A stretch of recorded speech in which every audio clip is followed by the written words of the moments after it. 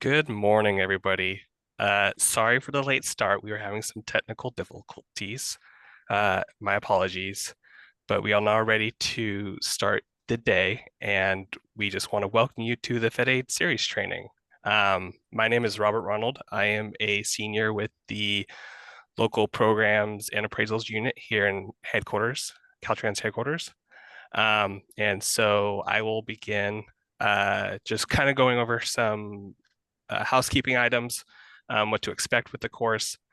And then after that, we will start the presenting. One moment. All right.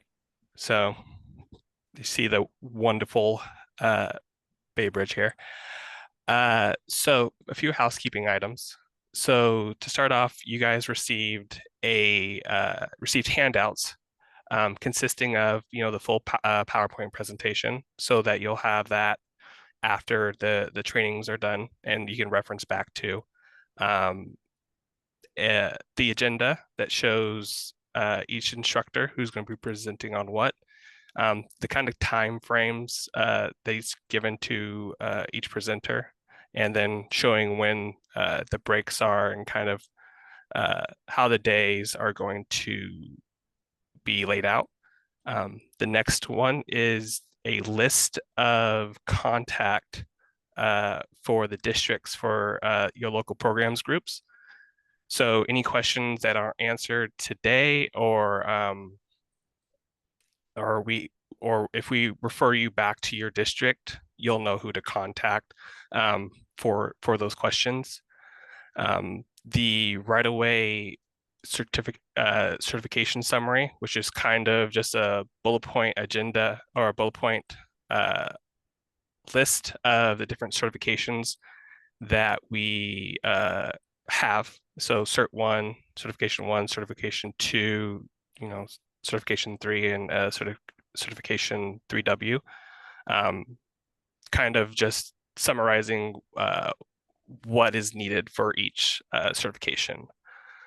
The next item is the right-of-way certification requirements, just kind of a summary again of reminders on, with it being a federal aid project, that you'll be required to follow all federal regulations and Caltrans policies and procedures.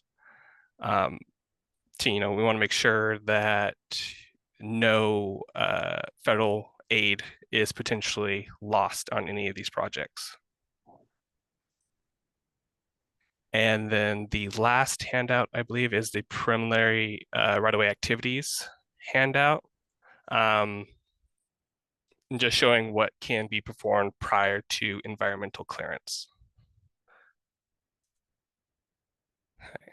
So, and then we have almost 250 people in here today, which is quite the number. So we appreciate all you guys being here today.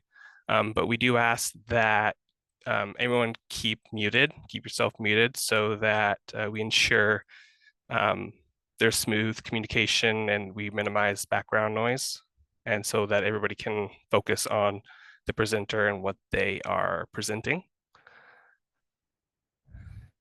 The next item is, so in case you're unfamiliar with Zoom Workplace, down below in the More button, you will see a Q&A option. So you will click that to then ask questions, if you have any questions while the presenter is presenting. We'll have people monitor the chat and potentially answer your questions. So you just always keep aware that your question may be answered in there. But also, like, depending on the time that we have remaining for each section, we'll potentially bring those questions to the presenter for them to answer themselves. So is that, and then the next item is, I believe we are recording, um, but the recording is not going to be published or distributed. Um, so just so you guys are aware. And then also, you'll see here as I move through the PowerPoint that there are instructor little bios for each instructor. Um, so telling you guys about their Caltrans career and a little bit about themselves. So, the reason you guys are all here today. So for the course, we are trying to help you guys obviously get a better understanding of what we're looking for when working with your district LPCs. And so we're hoping that this course is able to help you with that. And so, the objectives of this course is to help understand the federal aid project requirements, overall understanding of the right-of-way and utilities process, and also understanding the methods to accomplish right-of-way deliverables. So, as you guys may know, FHWA has delegated Caltrans through the stewardship and oversight agreement that we have with them as kind of the gatekeeper of all the federal dollars that come through and we distribute to the local governments for their projects.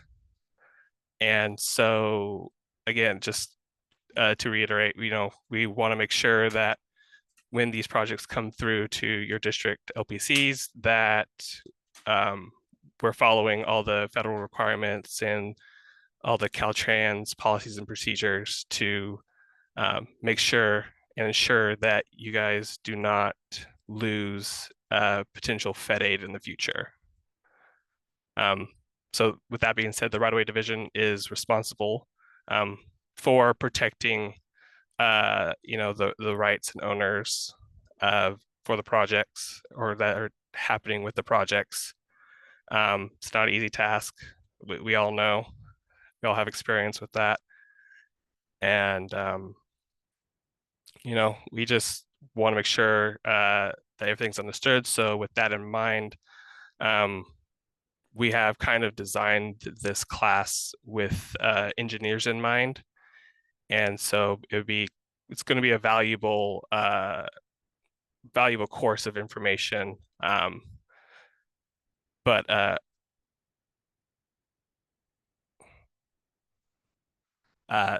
so always, don't be afraid to ask questions or reach out to the LPC for anything after. And also, you guys are aware that Chapter 13 of the Right-of-Way Manual and Chapter 14 of the LAPM are very helpful with local programs projects. Chapter 14 of the LAPM local assistance procedural manual helps with off-system projects, and then Chapter 13. Oh, I'm sorry, I got that backwards. Chapter 13 is the right-of-way section of the LAPM of the local assistance procedural manual on the right-of-way side of things, and then Chapter 14 is the utilities section of the LAPM to help quicker overviews of what to expect when working on a federal aid project. And then also you guys can also refer to the right-of-way Caltrans right-of-way manual for further guidance as well.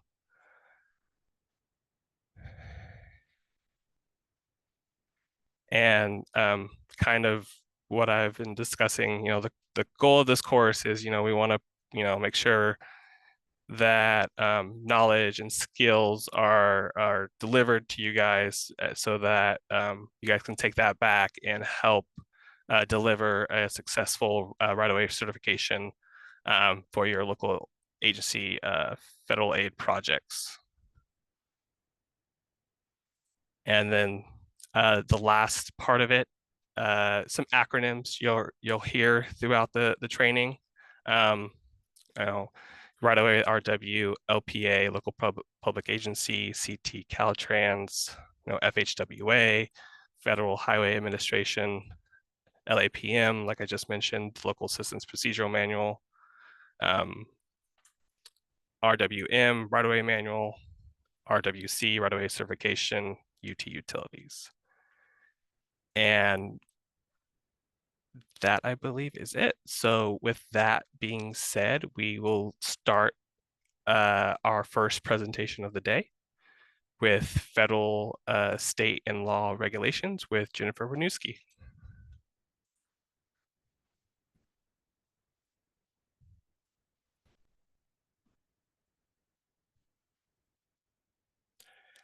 You're muted, Jen.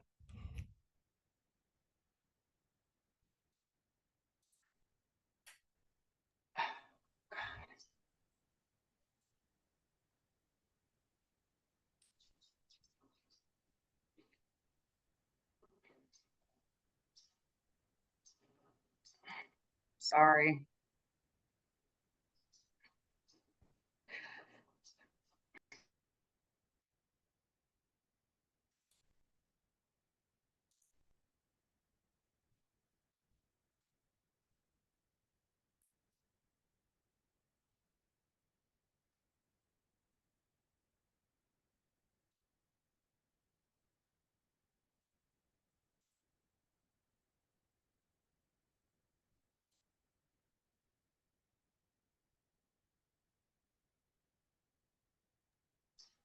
Are you seeing my screen?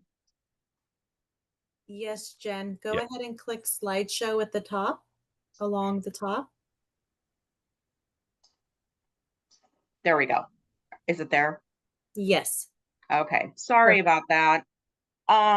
Yes, as Robbie mentioned, my name is Jennifer Wisniewski. I am also working in the Caltrans Office of Appraisals and Local Programs here in Right Away.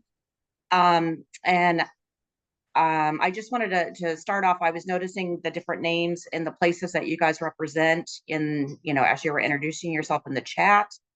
It looks like the state, we're pretty much covered with different agencies that are here.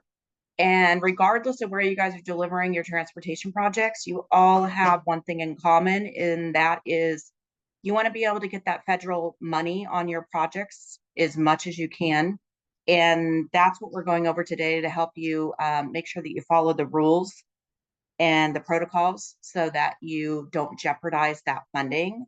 And I'm going to start off with the basics, and we're going to kind of go over the rules, which is the federal and state laws and regulations that govern how we do right-of-way work.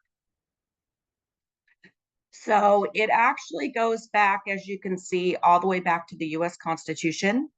So the Fifth Amendment of the US Constitution, to kind of narrow it down, it basically says that no private property shall not be taken without just compensation, right? So private property owners have the right to be compensated for the land that is needed for public projects. That involves the appraisal and the acquisition process. The 14th Amendment also says that the state shall not deprive any person of life, liberty, or property without due process of law, nor deny any person within the jurisdiction to not have equal rights. So it goes into equal protection, and that lends into the Title VI information that you should be providing to your property owners. So no, everybody is treated equally. It also goes into Article 1, which confirms with the state that the same regulations in acquiring land for public projects is applied to all parties. And then the big one that is referenced all throughout right-of-way and in the right-of-way manual is the Uniform Relocation Assistance and Real Property Acquisitions Policy Act of 1970. That is something that's giving everybody equal rights. So to kind of summarize what that Uniform Act provision is, is when you are doing any project that is federally reimbursable, and that means that you're going to be requesting federal money in any phase of the project, you're going to need to apply the Uniform Act to all phases of the project that it's applicable. There are times people question, if we're not going to use federal money in our right-of-way phase, do we need to follow the different regulations and rules? And you do. If you apply a minimum of $1 of federal money on any phase of a project, it federalizes the entire project and the rules have to be applied equally. So to kind of summarize what the Uniform Act says, it's providing those important protections and assistance for people for federally funded projects. It's ensuring the fair and equitable treatment for people displaced by federally funded projects. So those people that are displaced and are going to need to be relocated, the Uniform Act rules apply. It ensures that no person shall suffer disproportionate injury by a program designed to benefit all. So essentially, when people are displaced or if we're acquiring property, you're going to make sure that we make them whole at the end. And then it also encourages every reasonable effort to expeditiously acquire real property by negotiation without coercion. So we'll get into it a little later. Eminent domain condemnation, it is something that does occasionally apply, but generally you are always going to be trying to negotiate with property owners to try to get the property rights acquired. The federal regulations, the two main federal regulations that govern transportation projects is Title 23 of the Code of Federal Regulations and Title 49 of the Code of Federal Regulations. You'll see Title 23 and Title 29 referenced in multiple different places within the Caltrans right-of-way manual. The processes and the protocols that are followed that are identified in the right-of-way manual to follow when you're doing appraisal work, acquisition work, utilities, etc. Those rules and the processes are developed under this Title 23 and Title 49. So generally, if you follow the Caltrans right-of-way manual, you will be following the specific Code of Federal Regulations, the state laws that are applicable, so you won't jeopardize any of your federal funding on any of the projects. One thing you'll kind of hear throughout this training is we're going to be talking about projects that are on the state highway system and projects that are off the state highway system. Those of you in local public agencies, you're unique in that you could be doing projects in both places. With Caltrans, we do our projects on our state highway system. But with the local public agencies, sometimes you're working with us to, do projects, transportation projects on our state highway system.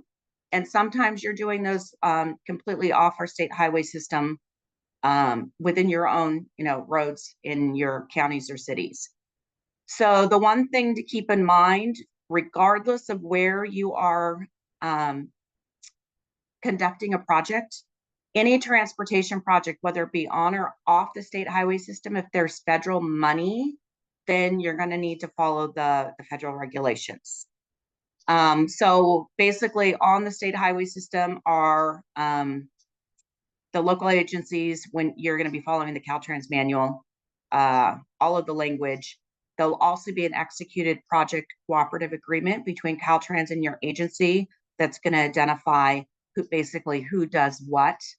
And it will reference that cooperative agreement will basically be signed by your organization and Caltrans, certifying that you are going to be following the right-of-way manual and all of the applicable policies. And then for your projects off the state highway system, that's where the local assistance procedure manual comes into play. The Caltrans right-of-way manual is the regulations for all transportation projects. It has everything. Our processes are developed so that you're going to be following the state and the federal laws. But the LAPM Chapter 13 and Chapter 14 is designed for off the state highway system projects. It is more high level. You could not conduct your right-of-way work on any project just by looking at the LAPM, because it does not get into the weeds of the specifics when it comes to the regulation that you have to be compliant with. So when you're conducting off the state highway system, you can look at the LAPM. It will give a high level, kind of more of the process, but you'll also be utilizing the Caltrans right-of-way manual for those specific policy requirements to follow the state laws. So just note that both of these are resources that you should be accessing and utilizing quite a bit, as well as talking to the Caltrans district offices. Your local programs liaisons in each of our district offices is your primary resource, basically, to help you make sure that your transportation projects are compliant. Okay, and that is it for that.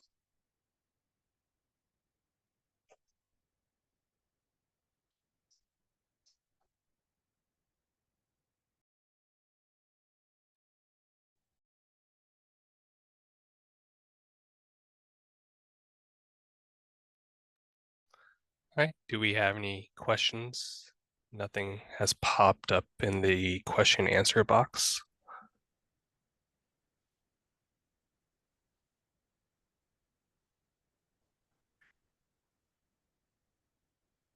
All right. I'm saying nothing. All right. Thanks, Jen.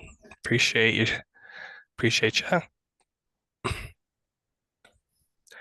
right. Our next presenter is Carrie Hart Sanchez, and she will be presenting on the roles and responsibilities section. Carrie, take it away. Thank you so much. Good morning, everyone. I apologize. I'm new to using Zoom, so this is quite interesting for me. So I appreciate all of you being here. I hope all of you can see my screen. I'll be presenting the roles and responsibilities. So this flow chart outlines the process. Funding is received from the FHWA, and Caltrans is the gatekeeper for compliance.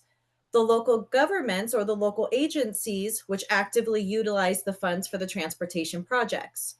If the local agencies do not comply with all the rules and regulations, projects will be at risk for future funding.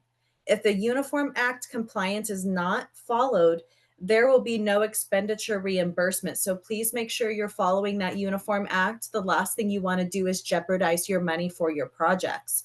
So ultimately, the feds have the final say. So if you're using federal funds, the local agencies must abide by the rules and regulations, just as Jennifer had mentioned in the previous slides. And the state, through Caltrans, is your oversight for compliance. FHWA is a policy or program direction setting agency that provides funding and oversight for Caltrans for the local agencies to develop transportation projects. The FHWA and Caltrans has a stewardship oversight agreement, or an SOP, that outlines our oversight roles and delegates approval of certain activities. The FHWA does retain some approvals. For example, on projects that are classified as risk-based involvement, and now certification 3 and 3W. Keep in mind that we do monitor, Caltrans monitors the oversight on all local agency projects that have any federal funding in it. And we also provide training, as you can see today. The roles of Caltrans right-of-way. So we act as the oversight agency, just as I had mentioned. We are delegated the overall responsibility for right-of-way activities to Caltrans under the SOA. We provide guidance, we provide support, we provide training. We are also responsible for all local agency compliance. We also conduct real-time monitoring or real-time review of local agency right-of-way deliverables to ensure compliance with regulations, and we review and accept right-of-way certification. The real-time monitoring is something that has been implemented over the last couple of years.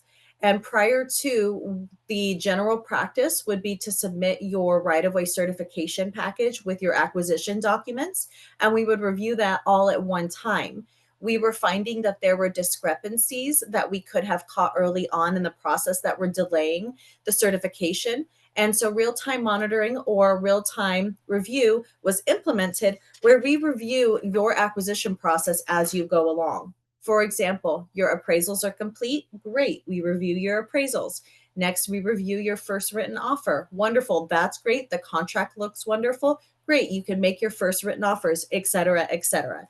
And in my personal experience, it has been a wonderful implementation because there are quite a bit of things that we have been able, and not necessarily big things, just little minor things that we were able to locate early on to prevent those delays for the right-of-way certification when you're ready to certify your projects. So why does Caltrans oversight, why does Caltrans oversight the local agency projects? So Caltrans is the owner operator for the on-system projects on the state highway system. After your construction is complete and the project is accepted, Caltrans remains responsible for not only operating, but also maintaining and retaining tort liability. Thus, the necessity for Caltrans' extensive involvement in local agency projects. Why is Caltrans involved in off-system projects? Well, the FHWA holds Caltrans accountable for carrying out every FHWA program and project using federal funds in compliance with the Uniform Act. The state also is responsible for the programs and projects that are carried out by the local agency that are using those same FHWA or federal funds. And the state is responsible for ensuring that local agencies either follow the state's procedures or that the locals are using procedures that have been approved by the state. As Jen had mentioned in her presentation, the CFRs are included in our right-of-way manuals. So while you're following our policies and procedures, essentially you're also following the federal regulations as well. Okay, we also monitor and will perform real-time spot check or real-time monitoring basis to ensure that all your activities are performed in compliance with state and federal laws and regulations. As mentioned, we're doing that on a step-by-step process so that as you complete one phase, we're reviewing that and we're proceeding with you on your next phase. All right-of-way functional areas are subject to review, and this includes not only project delivery, but it includes right-of-way activities such as appraisals, acquisitions, utility relocations, etc., and may include additional right-of-way responsibilities like property management and disposal of excess lands. Just when you think you've gotten rid of us just looking at your acquisitions, we are a all-encompassing oversight. So these reviews should occur at each right-of-way activity, so any deficiencies or discrepancies that are discovered, as I mentioned, can be corrected. Prior to moving on to the next right-of-way activity, for example, appraisals being reviewed prior to starting the acquisitions or the first written offers, or I think as now we call them initiation of negotiations, we then proceed with acquisition contracts reviewed prior to you making those offers, and then after those offers are made and settlements have proceeded, reviewing those administrative settlements to make sure that everything is in line with the federal regulations. So spot check monitoring or real-time monitoring will normally be limited to no more than 25% of your total work performed. So for example, you have 10 parcels on your project, I will review 3. And with those 3, I would only review the acquisition documents for those 3 parcels. The other 7 parcels I won't review. But please keep in mind, if we notice that there are consistent discrepancies or there are consistent deficiencies with those documents, we can request additional percentages or additional parcels to review. Okay, so what is your role as the local agency? You initiate early engagement and ongoing communication with your Caltrans right-of-way local programs coordinator. And how that begins is you would submit the preliminary engineering right-of-way document for each project, or we call it a PERW, and it's a 13E exhibit found in the Local Assistance Program Manual. And you would submit one for each project. Please know that early engagement is so very important. One of the things that we want to make sure that we're on board with is, for example, your schedule. Railroads is a lengthy process. It's a minimum of 18 months. And if you aren't aware of that and you have a short timeline for your project, your right-of-way, sir, may be at risk. So that's just one example of why it's very, very important that you include us. And even if we're just in the background, just watching it go until it's our time to jump in, that's okay. We would rather be involved very early on than late. And now we're trying to scramble to help you get your right of way certification. We don't want that for you. We want to make sure you get your money. And we want to make sure, more importantly, you get your right of way certification. So, your role as a local agency is also to hold public hearings for projects. The local agencies that are not qualified by Caltrans to perform all of the right-of-way functions or some of the right-of-way functions must either hire a qualified local agency or a qualified right-of-way consultant. And they would administer, you, the local agency, the consultant selection. You manage the right-of-way consultant contract, and you're ultimately responsible for actions of their staff and consultants. So please keep in mind that even though, yes, you are managing and you are working with your right-of-way consultant, it's super important to also understand that you are responsible to make sure and to ensure that those consultants are following the federal regulations as well as the right-of-way manual. And if you're on an off-system project, the LAPM. Okay. You also administer all of those right-of-way activities. So either you as a qualified agency are doing that, or you are monitoring your hired consultant to do that. You are preparing the right-of-way certification, and you as the agency must certify that all Uniform Act requirements, both by yourselves and the consultants, have been satisfied on the projects for which federal reimbursement will be sought. So I think oftentimes we have a little bit of confusion, not with all of the agencies, but that they will tell me, for example, in my experience, that, oh, well, I don't have federal funding in the right of way phase. It may only be in construction. It doesn't matter where that money is, even if it's not in the right of way, but let's say it is in your construction or any other division for that matter. I am still involved because there's money involved, federal money specifically in that project.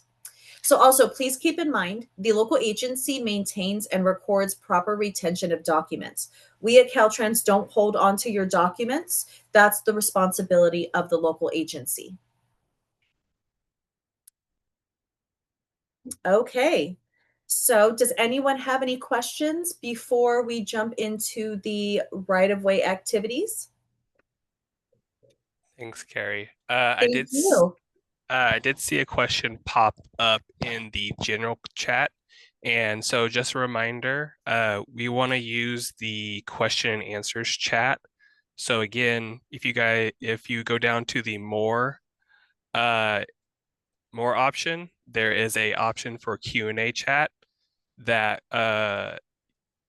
you can submit your questions to. So just a reminder, no worries.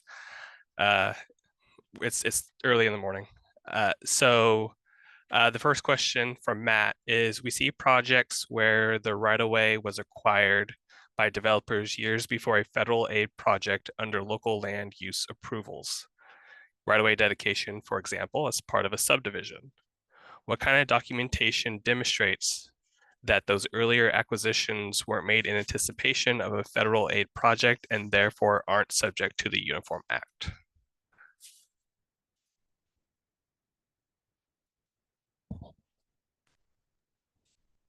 That may be a question that maybe headquarters can provide. And if not, would you reread it for me, please, Robbie?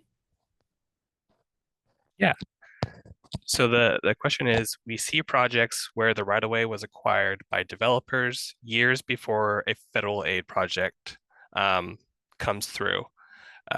For example, a right-of-way dedication as part of a subdivision. What kind of documentation demonstrates that those earlier acquisitions weren't made in anticipation of a federal aid project and therefore aren't subject to the Uniform Act?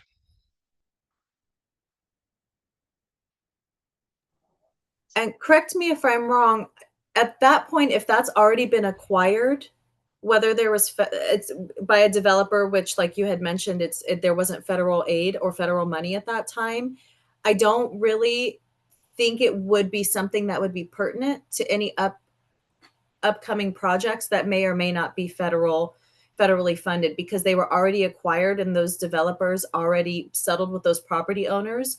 And that project, it sounds like, has already been completed. So at this point, I don't think that's really relevant to any future federal projects.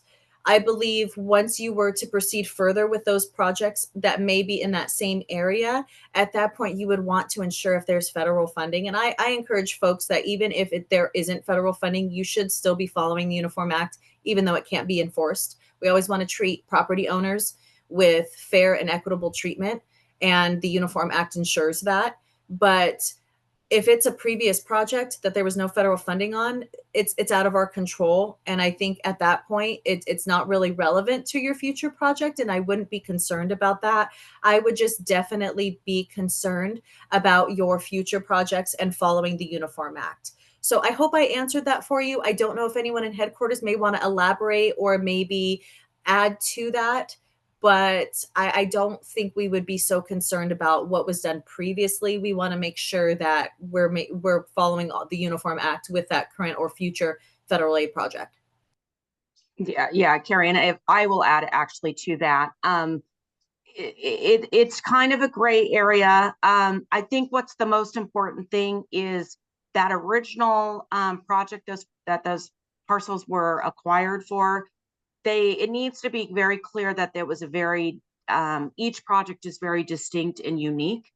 And there just needs to be something that is able to be documented or even in a diary to explain a way that these were purchased, for this by the developer for this purpose. Now they're part of this. There isn't like a clear answer as to what you need to provide. You just need to ensure that it's very clear the purpose for those acquisitions originally and the purpose for the, I guess, transfer to a local agency now, and show that they were completely unique projects. You just don't want to get into any kind of situation where maybe somebody thought, or there was a question if there was any kind of they knew in advance essentially that this was going to be a subsequent parcel or project that would be requiring this to go to the county. So there isn't really necessarily something that you have to do. You just have to make sure that it's very clear that there was no intent or misintent on, to do that in advance. And then knowing that in the future, you're going to be incorporating those into a future project, if that makes any sense. But I would say if you have any questions, this is one that would be speak to your district liaison at Caltrans and run it past them to make sure that they understand and it's clear to them what happened. Hi, I'd add to that as well. I mean, great answers. If we're looking for a place to start to do a little research, maybe check the general plan for that agency. Those are usually 10-year based plans. And if it's obvious that there's a tie, like we were saying, to the plan of the area and that developer providing the dedication related to that, then there may be some influence. So, like Jennifer was saying, Carrie was saying, it has to be pretty explicit what they're doing. But as a general rule, checking the general plan for that agency, that area, and seeing what they're planning to develop might help with the determination if there is any influences with that dedication. Awesome. So we have another question that is in the question and answer chat. If the project will remain within the local programs agencies right away and does not require any acquisitions or easements, does the project need a right-of-way certification? If so, how long does that process usually take? So that's a great question. Are there any utility relocations? So if there are utility relocations, if we're talking about an on-system project, either way, you're going to use the 17 Exhibit 18, but you're basically going to put zeros or non-required or not required as your responses for everything but the utility relocations. If there are no utility relocations, then it would be none acquired or none required. And then basically we would look at your 100% approved plans. We would look at an aerial view of the project just to confirm that it's not near one of our state highways, or excuse me, my apologies, if it's an off system, that it's not on our state highway or touching our state highway. And then once we confirm that information, it's just a matter of signing it and approving it for you. If you have an off-system project, we have a 13A and we have a 13B. They're two different right-of-way certification forms. Again, if there are no utility relocations and there are no acquisitions, you would use a 13A, and it would be a sign and complete or a sign and date.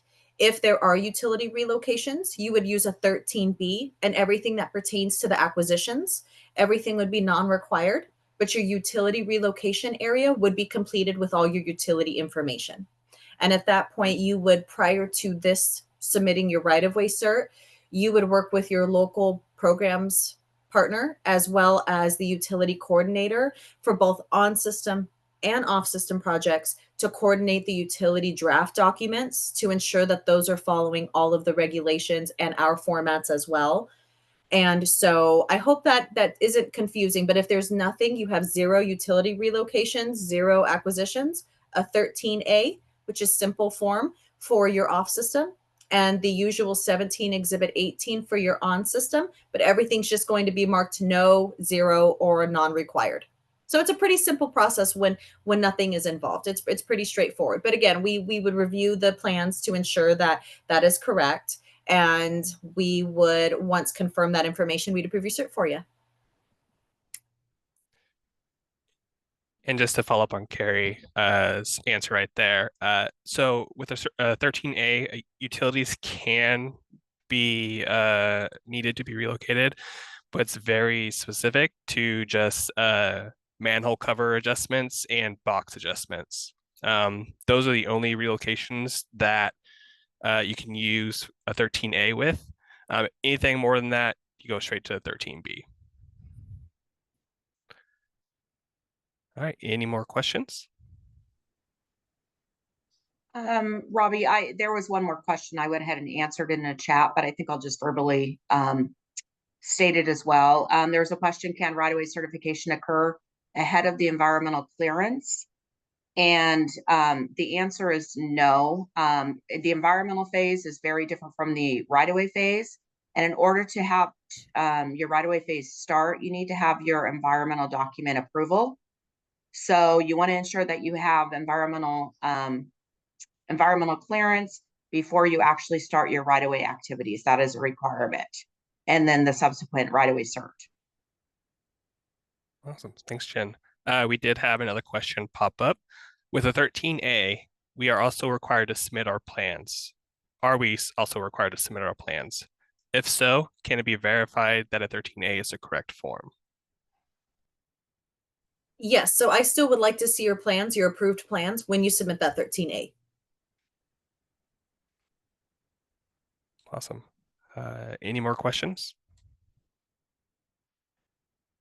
Does it need to be signed? The plans or the cert? I'm assuming So the plans, yes, we need those plans approved. And when I say approved, I mean signed. So yes, please make sure those plans are signed.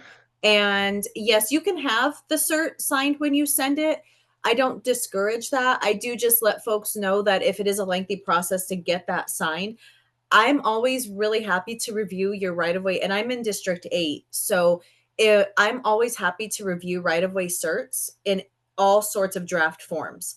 So I would encourage you, and you can talk to your local programs coordinator, see how they feel.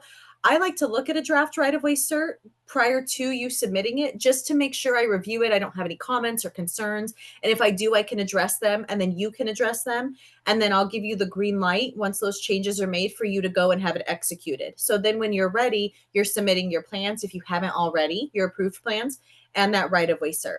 And the only reason why I say that, it's not a requirement for me, it's a preference.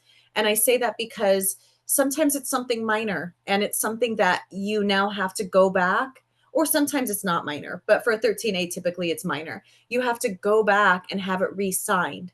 So if you want to eliminate that extra step, I would encourage you to submit a draft form. Let us look at it, take a peek at any comments we may have. We may not have any. And then once you get the green light, go ahead and have it signed and send it back to us, and we can sign it there. But that's up to you. Again, I know sometimes it can add an extra step if we do find something. So just please keep that in mind. Yeah, and just to add to Carrie again as well, same with like utility documents, we want to look at the draft version first, because certain utility owners sometimes take longer to, depending on the amount of the utility agreement, they have to go through a process and go through different basically chains of command. So we don't want to put that on them to do it multiple times potentially, and potentially delay the certification of the project. So we want to review everything first and give, like Carrie said, give you the green light to go ahead and get things signed. So it's just a one quick go through, and we don't have to continue to bug the utility owners. All right, another question here. If federal funding is identified after right-of-way has been acquired and utility relocations have been completed or in progress. So what if it's identified that federal funding is needed after the fact? The recommendation with that is, we always recommend that you follow the Caltrans manual for all projects. And this is specifically one of the reasons why. If you wanted to, federal funding became available and you had done some of your right-of-way work without following the Uniform Act and the regulations identified in the right-of-way manual, those would not be something that's eligible for federal reimbursement. So in order to protect yourself, if there is a chance that you can get federal money on a project, you should go ahead and basically follow the process from the get-go, even if you don't have monies identified early in your project. Awesome. Next question. Do you need 100% specifications for the 13A?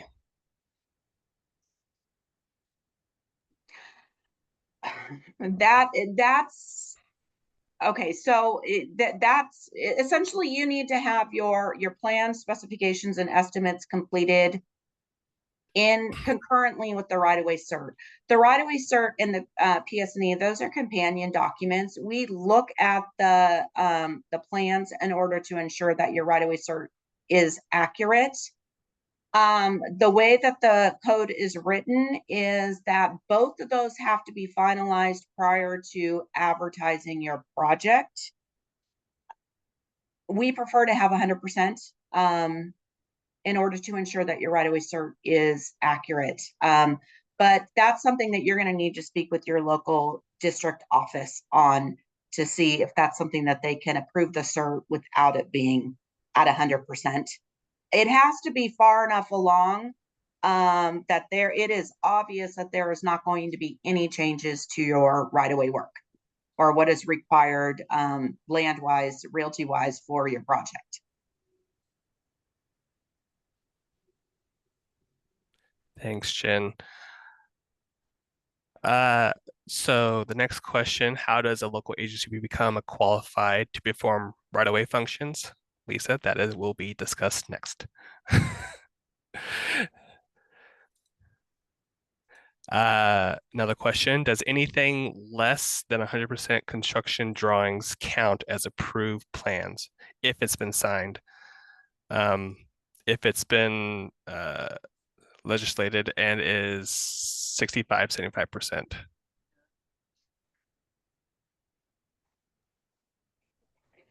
They don't, I mean, they're not approved until they're 100% plans. I mean, that's when you're actually, I don't know when how you would be approving them until they are 100%. But like I mentioned before, right away and the plans are companion documents. So they both need to be completed before advertising your project. Can I quick jump in and add something? This is Melody Battaglia from Caltrans District 12 right away. There is actually, and I want to say it's chapter 6, but don't quote me, in the LAPM, whatever the PS&E chapter is, there are instructions for what needs to be signed and stamped. And if you have consultants, then a full-time employee of the local agency also has to sign the front page. And so if you look it up in there, and again, I might be getting my chapter number wrong, but it does have the requirements. It's just a paragraph. It's not anything, long and tedious. Just if you have any, doubts. Thanks, Melody. Another question, looks like it's a follow-up to the question you answered, Jen, about environmental clearance. I believe if environmental clearance, or you can cert before environmental clearance if there was no acquisitions or easements required. Jose, I think that was your question or follow-up. If not, let me know. Yeah, and regardless if you have right-of-way acquisitions or easements, your right-of-way phase starts after the environmental is improved. So, you can't, we're not going to accept your right-of-way certification if your environmental is not finalized. All right, And thanks, just to Jen. piggyback on that real quick, and I apologize for interrupting, Robbie. For me, when someone's submitting their right-of-way cert, I want to see, and I know I've mentioned this already, the 100% plans, but I will ask for the approved environmental document if it's not already been sent to me, just to confirm. Obviously, we're confirming early on prior to doing everything, but I want that document as well for my files. All right, another question we have here from Nancy. We recently had a request to change the date on our engineering estimate for a 13A because it was dated in 2024. The agent felt like it was outdated, but we won't know the final cost until we are ready to put out to bid, since the costs change a lot. How recent do engineer estimates have to be? Is there a requirement?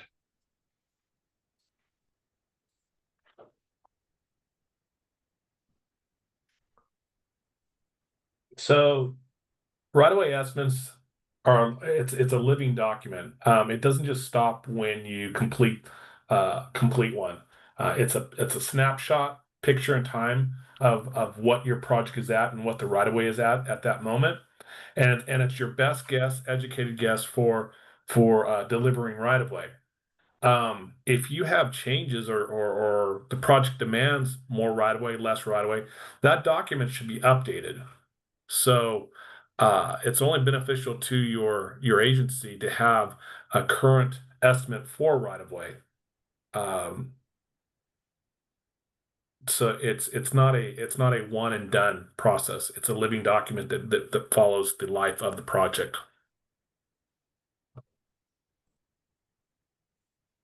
All right, thanks, Steve. Another question. In the 13A, is the PNSE package the final plan? Is the final plan 100% because some LPA signed the PNSE and concur it was 100%, but it didn't look like it was complete?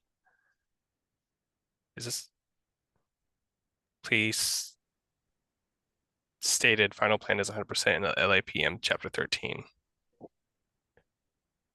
So I guess is the PSNE package the final plan? If it's 100%, it should be. Mm-hmm.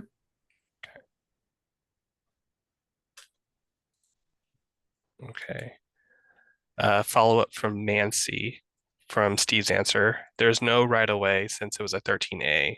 So the agent is questioning our construction cost estimate. So right of way costs change from 0 to 0. What is there to update?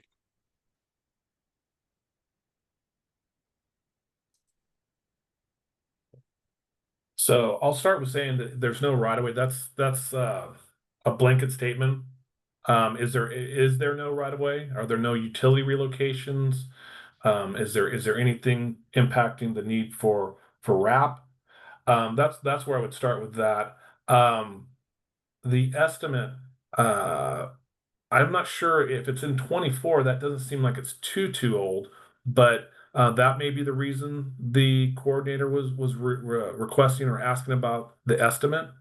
Um, I'm guessing here that something changed that significantly impacted the project. So she said, yeah, it's replacing a bunch of signs on existing county right away.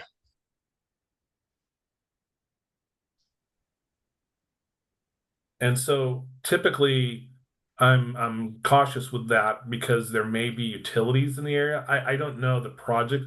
We can do a sidebar with that and address that, but I would need to know more about the project and what's happening to necessitate that change or that update.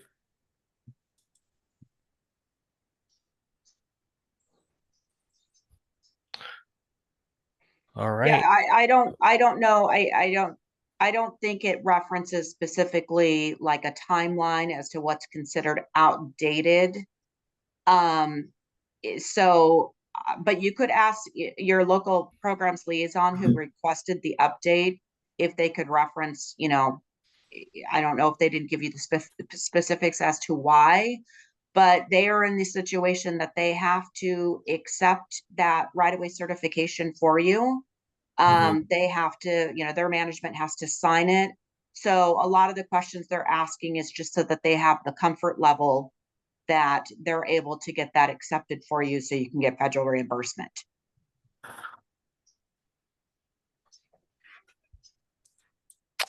All right. Any more questions?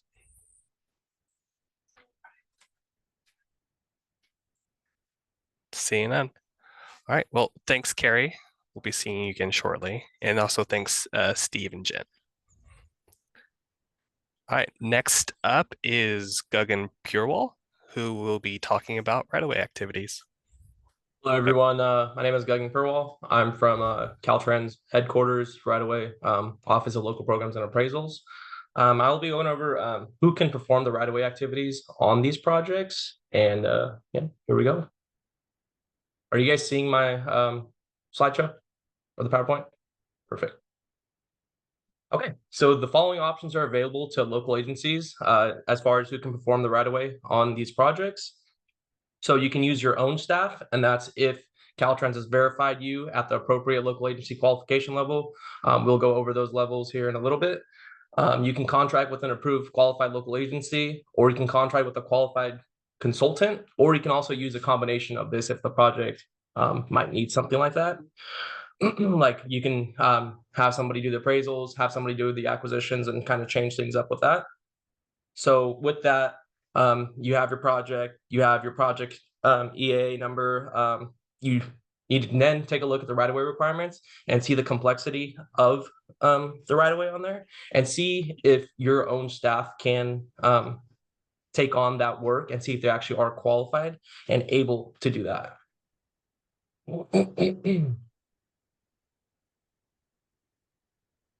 Okay, so the first thing you want to do to get qualified is contact your LPC to request approval of the qualification status. And with that, you're going to need to submit a request package for qualification. In that, you're going to have organization charts, your staff and their resumes, and see what skills and everything that they have. Sorry, 1 second. And then the Independent Office of Audits and Investigations may help with review to determine if the local assistance accounting procedures are compatible with Caltrans fiscal system. And then the right-of-way coordinator will ultimately let you know if your local agency is approved or denied of the qualification level that they were requesting. And then you must specify the level of qualification that you want to apply for. And then there are a handful of local agencies that retain right-of-way real estate staff that have been qualified to perform right-of-way activities at level 2 or 3, but not many, just because it costs a lot to train your staff and some offices just aren't as big as others, so you might not have all those staff available to do the work in the right-of-way division. Okay. And then once we review your organization charts, your staff resumes, we'll go ahead and give you acceptance or denial. And then every 3 years, your qualification must be updated and re-renewed. And with that, you'd have to submit everything all over again as far as staffing, organization charts. And then if at any time during those 3 years there are any significant changes in the personnel, you also must get renewed, especially if there's any big staffing changes. You might lose your subject matter expert. You would need to show that you are capable of replacing that knowledge, and moving forward that you'd still be able to do that same level of right-of-way work. So qualification requirements. Local agency must have right-of-way agents qualified to perform all approved activities. So that just means pretty self-explanatory. You need to make sure that people are capable of doing the work that you are qualified for. You must maintain adequate staff. That means if somebody leaves, you need to replace them that can also handle that same workload. You must agree to conform to all department policies and procedures in order to meet state and federal requirements. And then you must adopt Caltrans right-of-way manual for federal aid projects, or the LAPM and the Realty Acquisition Manual procedures if approved by Caltrans. And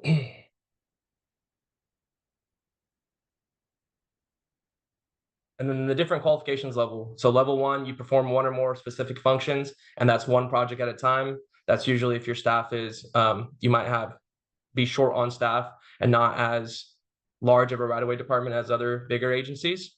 Level 2, you may perform some specific functions and you may work on more than one project at a time. And then level 3 is the ultimate qualification. You may perform most or all of right-of-way functions, and you can work on more than one project at a time.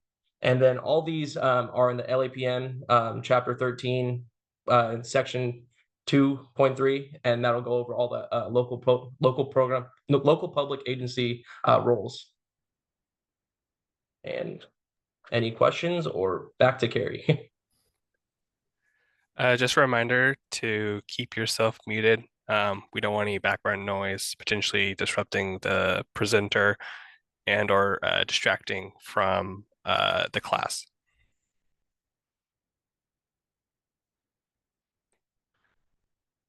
All right, I am seeing no questions. Robbie, Yes. may I add that it's also in our right-of-way manual, chapter 17 as well? I Yes. don't know the section, but it is in that chapter as well.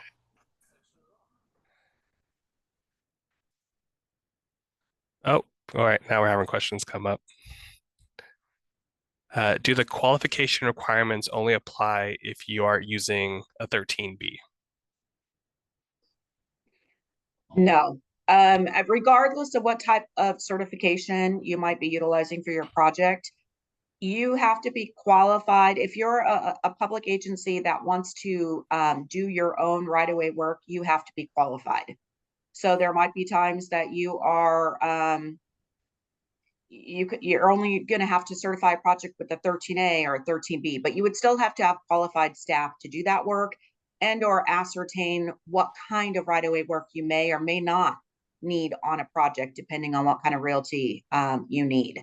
So the qualification is you need regardless of what type of certification document you might need on that project. And if you're not able to get qualified, you work with your district local public agency office, because they are the ones that will actually review your package for qualification. If you don't get qualified, then we're going to talk next about utilizing a consultant.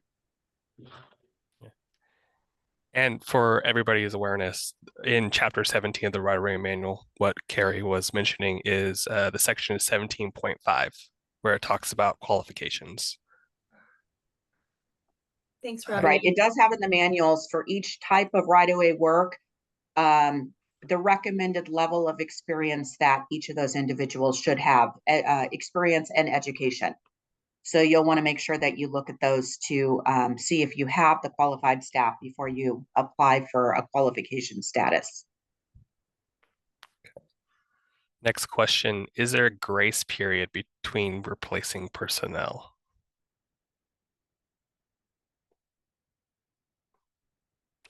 Michael, you might need to expand on that a little bit more. And we'll come back to you.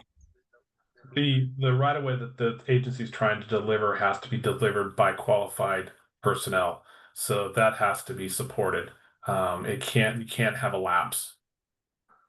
The product they're producing to support that right of way certification has to be completed by that certified personnel, whether it's a consultant or through their agency certification process. And as soon as you know that you're going to have a staffing change, you should be reaching out to Caltrans to advise them, and they can, let you know how that's going to affect you in the future. If it's something that you have potentially 2 qualified staff members and one is leaving, but you still have one, potentially that person could, I guess, carry the load briefly. But depending on what type of right-of-way work you have, the district office may determine that you can't proceed. So you really need to work very closely with your district Caltrans office, your local programs liaison, because technically, once you have a change, you usually are not able to proceed with certain things, but they are the ones that will make the determination as to what your situation is. All right. Next question. If a consultant is performing appraisals and a separate for acquisitions, is the agency qualified to do all of the processes?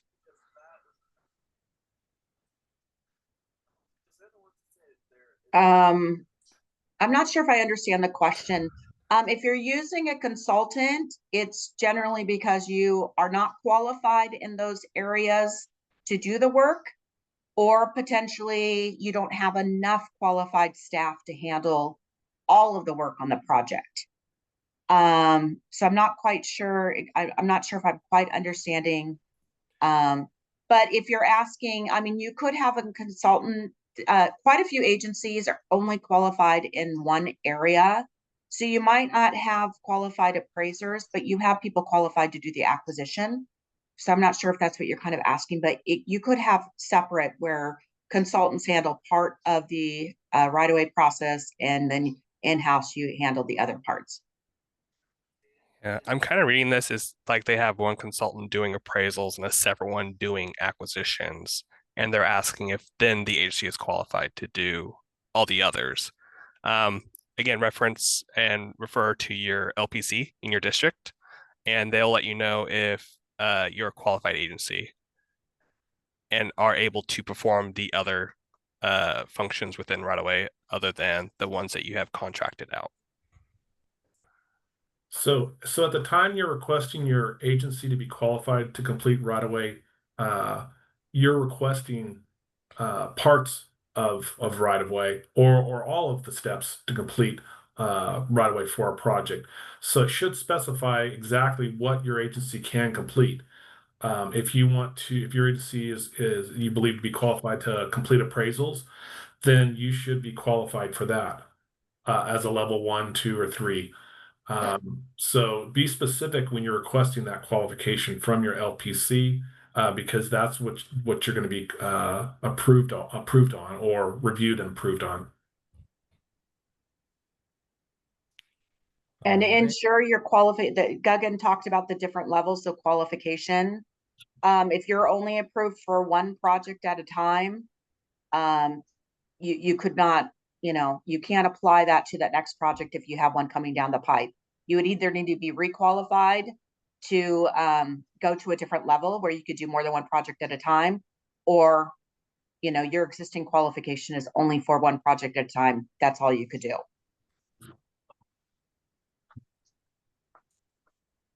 All right, next question. For P3 project where the developer agreed to lead right-of-way acquisitions, can they hire a qualified right-of-way consultant, or does it have to be the LPA? I have that right now in my district, and the local agency, the sponsor of the project, must be the one that hires the right-of-way consultant, not the developer. Thanks, Carrie. Last question. Oh, just a comment. Would be nice to have some training on non-A&E RFQs and RFPs for right-of-way service. Okay. It would be, I mean, there are a lot of questions on contracting, but the contracting rules that apply are pretty complex. So essentially for non-A&E projects, which would be for right-of-way consultants, truthfully, your in-house organizations, contracting office and legal office are the ones that should be the experts on the contracting rules. We have in-house our procurement and contracting office. They are the experts, you know, and they handle all of our Caltrans contracting. So because of the complexity of contracting rules, that's why we don't get into, you know, the specifics on how to do that. The one thing that I would just point out is it's very clear for federal reimbursement that you have to have a competitive bidding process in order to qualify for federal reimbursement. So it does have to be something, you know, that you would have to put out, and it would be competitively bid with multiple, a solicitation with multiple offers essentially, and then you're going to be selecting the best offer for your project. But that is the one thing that is competitive bidding is required. But I agree, there are a lot of questions on RFQs and RFPs, but in-house and right-of-way, we're not contracting experts, so we don't generally get into specifics in our right-of-way manuals. I would like Awesome. to Go ahead. I would like to elaborate a little bit on that. So I agree with Jennifer. I will say though that once you're on board with that and you have your consultants that you're ready to interview, I've sat on an interview panel on a couple different occasions to be a part of that to help you with your selection process. So you are welcome to reach out to your local programs liaison and ask that they participate in the interview process. We're not the one choosing for you. That's ultimately your task and your responsibility. But we're happy to sit on the panel, interview panel, and help interview your consultants, your potential consultants as well.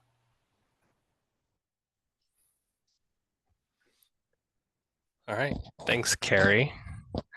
So I see no more questions, so we can proceed with the partnering section of the presentation and right back to Carrie.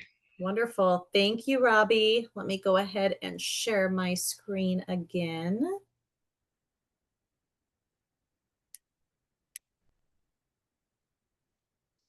All righty. So partnering, contracting with a qualified agency. So your district right-of-way coordinator can assist the local agency with finding a qualified agency in your area, and a written contract is required. So contracting with a qualified local agency is an option in lieu of pursuing your own qualifications. You may opt to enter into a contract with another qualified local agency for your right-of-way work, or you are able to contract with a right-of-way consultant. Okay, contracting with a consultant. So when local agencies choose to contract out the right-of-way activities to a consultant or consultants, they must follow the competitive selection process consistent with criteria and process specified in the LAPM Chapter 10, just as Jennifer had mentioned. The contract terms and conditions must clearly be stated, and the support costs for the right-of-way consultants must be identified in right-of-way E76, not A&E work. So if you have explored the option of another qualified local agency and you have found that to be successful in securing your assistance, or excuse me, their assistance, then you're going to have to hire a qualified consultant to perform your right-of-way activities. Chapter 10 of the LAPM goes into detail about the consultant selection, and Exhibit 13C offers solid direction regarding right-of-way specific contract selection. The district is available, as I had mentioned, to participate in the consultant selection process during your interview, which would include reviewing and rating the proposals in order to find the most qualified consultant. The federal government empowers you, the local agency, and makes the assumptions that you will follow the competitive selection process. Our manuals are for your reference, but we're not the contract experts, as Jennifer mentioned, nor are the folks in local assistance. So typically, you will not have your process reviewed during the active phase of your project or at invoicing, but the feds reserve the right to audit, so please keep that in mind. And they can take action if you have failed to follow the appropriate requirements, procedures, and practices. Competitive bids ensure you have a financially successful project, getting the most reasonable price.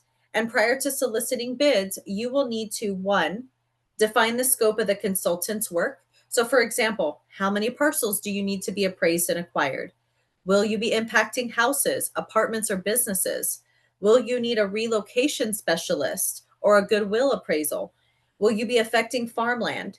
These are super important options or things to think about when you are hiring or interviewing your consultants. Two, you're going to estimate the cost of the consultant's work. And three, you'll determine the type of contract, typically project specific, and the method of payment, whether it be actual cost plus a fixed fee, or a cost per unit, specific rates of compensation, or a lump sum. And finally, whether to seek bids on a project by project or time-based method. Your consultant selection. So requests for proposals or RFPs and requests for qualifications, RFQs, in local assistance in the LAPM Chapter 10, we'll acronym that, make it a little quicker. The local agency must maintain written documentation of the consultant selection process and is responsible for verifying all of the necessary certificates, the licenses, education, and experience to perform right-of-way functions. The consultant must perform right-of-way functions to the same standards, practices, rules, and regulations as outlined in our right-of-way manual and the LAPM. As I had mentioned in the previous presentation, even though the consultants must perform these functions, you as the local agency are responsible to ensure that they are following all of those as well.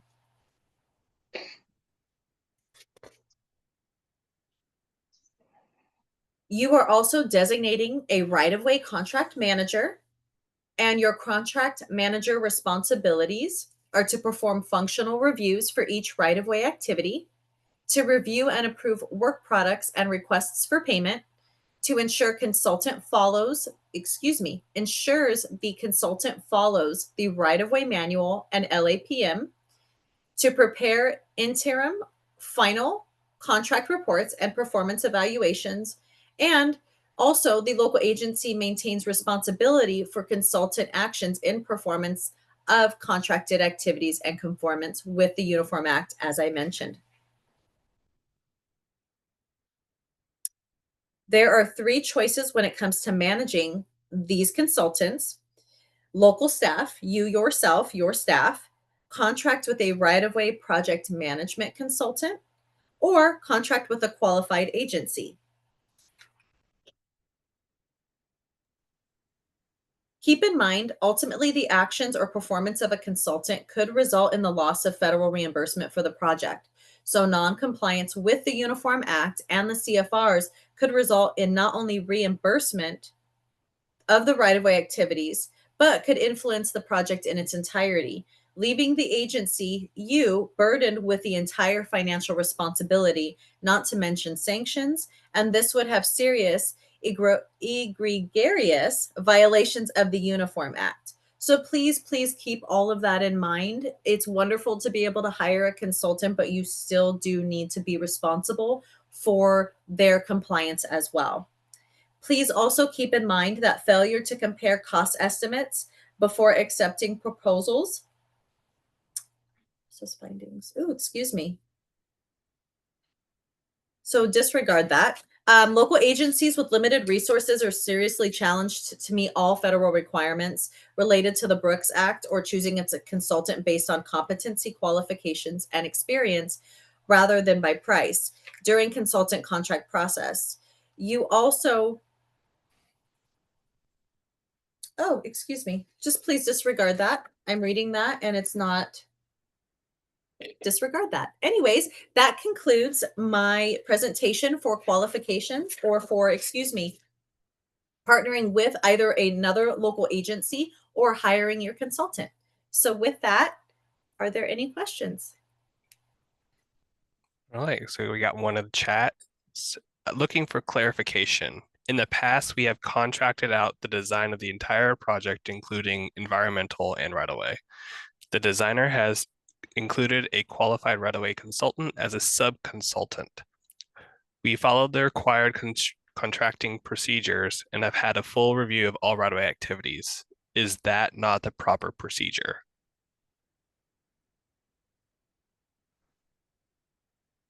Read it one more time for me, Robbie. Yeah. So in the past, they have contracted out the design of the entire project, including environmental and right-of-way. The designer has included a qualified right-of-way consultant as a sub-consultant.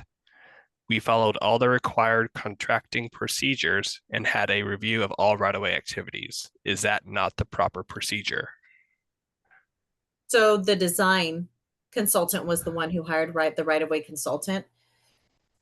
So that is interesting. It's been my experience that it's the local agency, the sponsor, who does that. Now, if you had hired a right-of-way consulting company that subcontracted or hired that right-of-way consultant, whether it's for acquisitions or appraisals, that would be different. But I don't believe the design consultant should have hired that right-of-way consultant. I believe, just as there was a question before about a developer, I believe that's the task and the responsibility of the local agency who should have hired that right-of-way consultant and not the design consultant. But maybe one of my colleagues can confirm that or elaborate on that. Yeah, I mean, it's you're subcontracting, and the LPA, would have no direct tie to that subcontract. Legally, it's run through the designer. That's not the way that it is set up in our manual for a consultant contract to be handled. It's to be handled with, a contract manager from the LPA that is overseeing the contractor. So, I don't think that would be something that would definitely not be something that is recommended, and I don't believe it's something that should occur. The LPA should have their own primary contract with each, for each phase of the project, or each consultant that's handling work in the phase, and not get into any kind of contracting situation, because you have no legal tie to that subcontractor. So I don't think it should occur. Yeah, I agree with that. And the fact that right-of-way work is considered non-A&E work, you can contract it under those guidelines.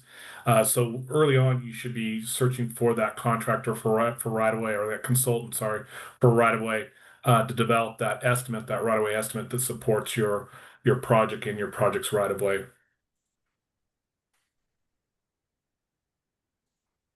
Thanks, everyone. Does the right-of-way contract manager have to be qualified?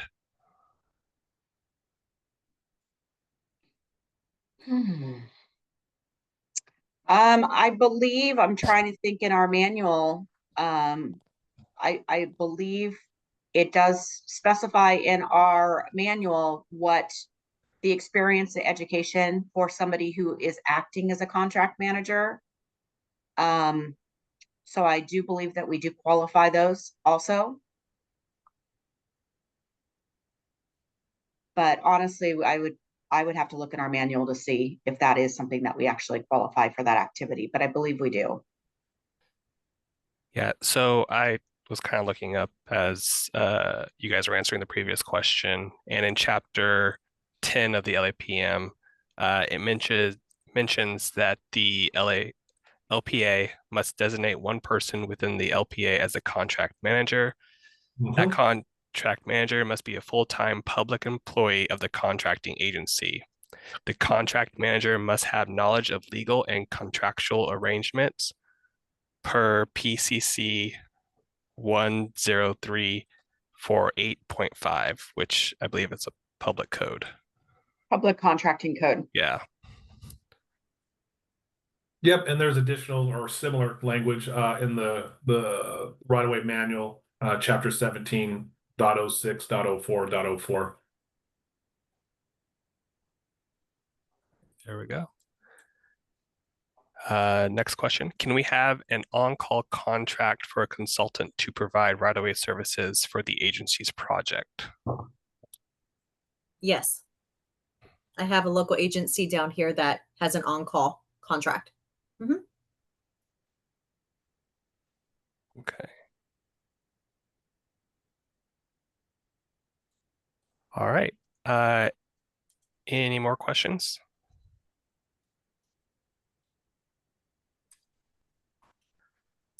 I'm seeing none. All right. So on the agenda, we are scheduled for a 15-minute break. All right. Welcome back. Before we start the next section, a question came in during the break. Two questions just came in during the break. The first question is, if we are required to have a right-of-way consultant or be a qualified agency, when is it acceptable to check NA for question 1B in Form 13E? Our project has no right-of-way acquisitions, easements, or utility relocations.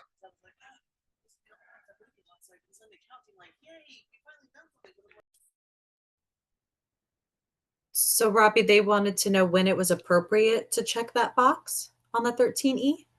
Correct. I would say is if you know that at the time you're preparing or you're completing that 13E, that you're not going to need any of that, then I feel that's the appropriate time. And if that changes for whatever reason, then let us know. Well, if you're doing the 13E, you're communicating firstly with your local area coordinator. Let them know as soon as possible so that they're going to let us know either way. They send us those 13Es just so that we have them and we have a heads up. And then of course, if there's anything in there that we need to be involved in, we will be, but let them know as soon as possible so that they can then notify us and we can work with you on any of those changes. So I would think as soon as you know, when you complete that 13E that you have, that none of that is applicable, then you can mark no. Did that answer the question, Robbie? Yeah, I believe so. Oh, Jen, did you want to say? I was just going to add that, I mean, even it's very important within your organization that the person who's making the determination that you don't need acquisition or easements or temporary rights for an easement, that person making that determination that there is no right-of-way involvement has comprehensive experience in right-of-way overall. So if you're unsure, then that's when you should be reaching out to your district liaison. But there are times where you might say you have no right-of-way, but truthfully, you should be getting a TCE or something from a property owner.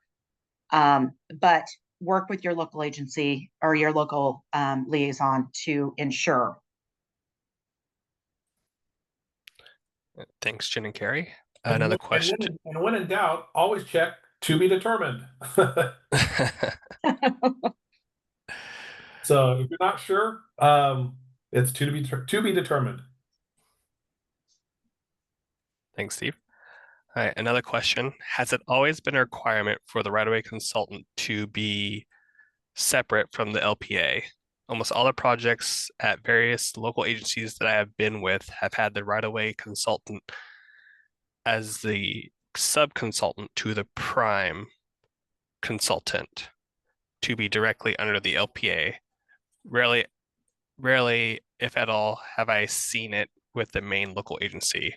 I combined the two. Hopefully that's what you meant, whoever submitted that question. I'm a prime consultant. Well, who is the prime consultant?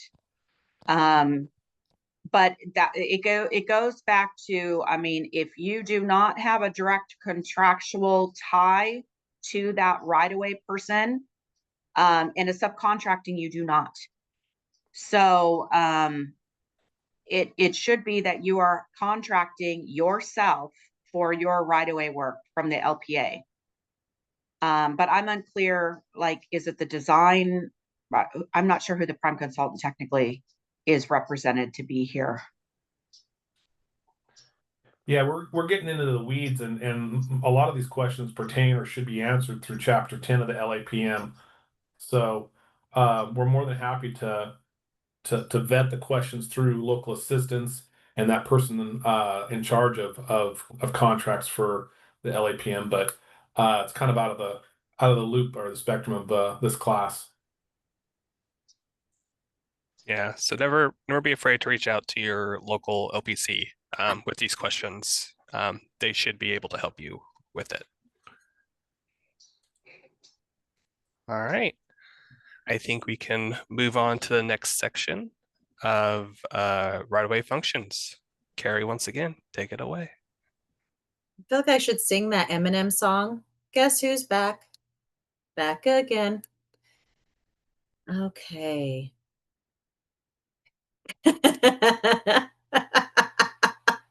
I don't have the best singing voice, but you get it. You If got a know, lot you of know. reactions there, Carrie. Good All job. right, so noted. Keep for future federal aid series presentations. Noted. I'm gonna have that song stuck in my head the rest of the day. You realize I that, literally right? have been thinking about it every time I'm getting ready to start. And I just started teaching the right of way in UC class. And so of course, you read the room, but I go in and it's stuck in my head. It really is. Yeah, So well, I'm now it's stuck sorry. in mine. So I'm sorry, but not sorry. you know. Oh, all righty. So yes, I am back, and this will be my final presentation. So I would like to just thank everyone for participating and for attending and for your patience while I navigate this as my first time. So thank you very much. So I am presenting the right-of-way and U functions. And so as we mentioned, your qualified right-of-way staff, if you have them, or consultants, are the experts. But you, as a local agency, are ultimately responsible for compliance. So I know we sound like a broken record stating that, but it's very important that you keep that in mind and that you don't lose focus on the fact that you are responsible for your consultants and or staff that are working on those right-of-way activities. So I'm going to give you a general overview of the right-of-way activities, which include utilities. So with that being said, this chart here is a chart of the right-of-way activities, the project development specifically. Preliminary appraisal work can actually begin, and the can begin after the preferred alternative has been selected and the preferred alternative has been made public, as well as preliminary appraisal work. But that only includes such things as identifying and verifying comparable sales, but absolutely no contact with the property owner. Your NEPA approval is required prior to regular right-of-way activity, as Jen had mentioned in one of her presentations as well. And then once you have that NEPA approval, then you can move into your regular right-of-way activities, which is your appraising and acquiring property rights, whether they be fee, permanent easements, temporary construction easements, relocate your occupants if that pertains to your project, and proceed with any utility relocation and railroad involvement you may have. So your preliminary right-of-way activities, or your preliminary engineering PE phase. So all right-of-way studies necessary to achieve your NEPA is early stage in the project development process. You evaluate the project right-of-way requirements, and you include field reviews to review the project limits, the location, including existing utilities, your scope, cost, and additional right-of-way required. Please keep in mind, field reviews are very important as well. It's easy to look at Google Earth or to look at Land Vision or to look at other electronic technology that we have. That's wonderful and great. But if you're going out and you are looking at in your field review the properties physically, you're seeing little things that won't be picked up in those Google Earth because they're so small, or because maybe even it's distorted. So please make sure you're doing the field reviews. Those are very important to help prevent missing any sort of items or any sort of utilities that may be impacted by the right-of-way or the project. So your right-of-way cost estimate, that has to be as accurate as possible. And the only way to make it accurate is to have all of the available information that you have to input into that. Work involving contact with the property owners for purposes of negotiation and relocation assistance must normally be deferred until after NEPA approval, as I mentioned. That does not, you do not want to make any contact with them prior to your NEPA approval.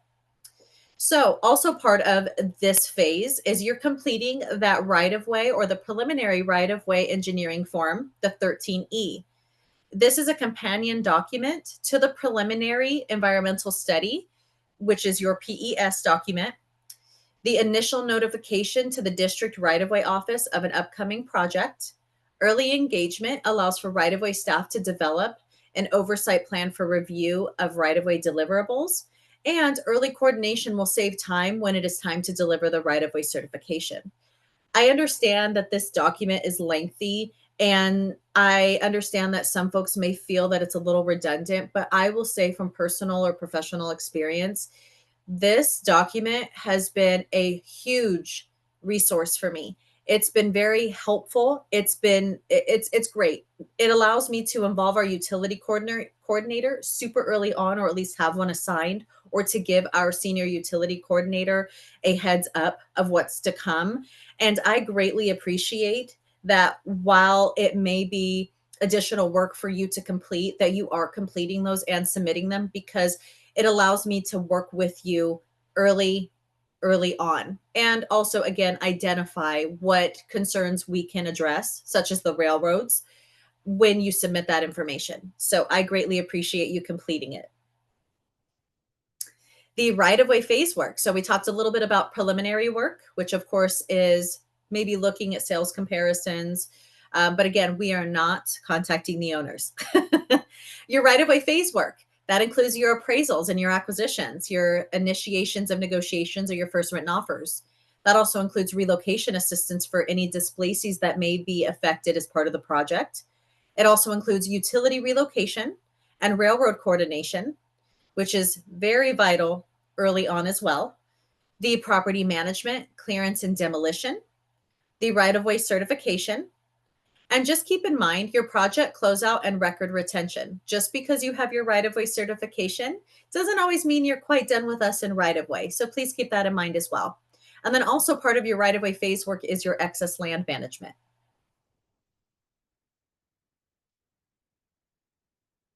Okay, your federal authorization E76. So you need this in order to get as part of your authorization for the right-of-way phase.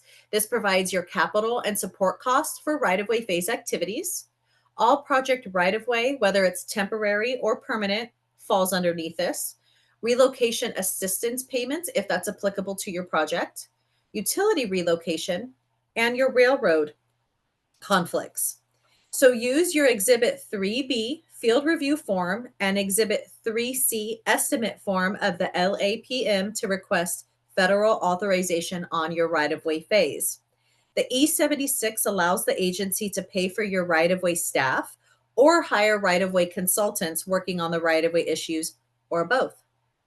Without the E76, the agency cannot get federal reimbursement on costs incurred by the property owner, such as the $5,000 reimbursable appraisal costs, or the relocation design costs incurred by the utility the utility owner, etc. If federal aid is sought for any phase of the project, as we mentioned previously, please remember that all right-of-way activities must conform to federal requirements and follow the Uniform Act. Also, please note that if any right-of-way activities are performed prior to authorization, those activities are normally ineligible for reimbursement. So for example, if you start going out and meeting with those property owners and you start appraising their properties, or you go out and start doing first written offers and you don't have NEPA approval, you're not following the Uniform Act, for one, but two, your money will more than likely not be reimbursable for any of the activity that you did pre-NEPA approval. So please wait until that's approved before you proceed with your right-of-way activities. Estimating. So performed in early stages of project development, your estimate right-of-way costs will include acquisitions, relocation assistance, demolition, your permit fees, railroad and utility relocations. Your field review form, which is in the LAPM Exhibit 7B, must be completed accurately by an experienced and knowledgeable real estate professional. Keep in mind also that it must be prepared for all transportation projects.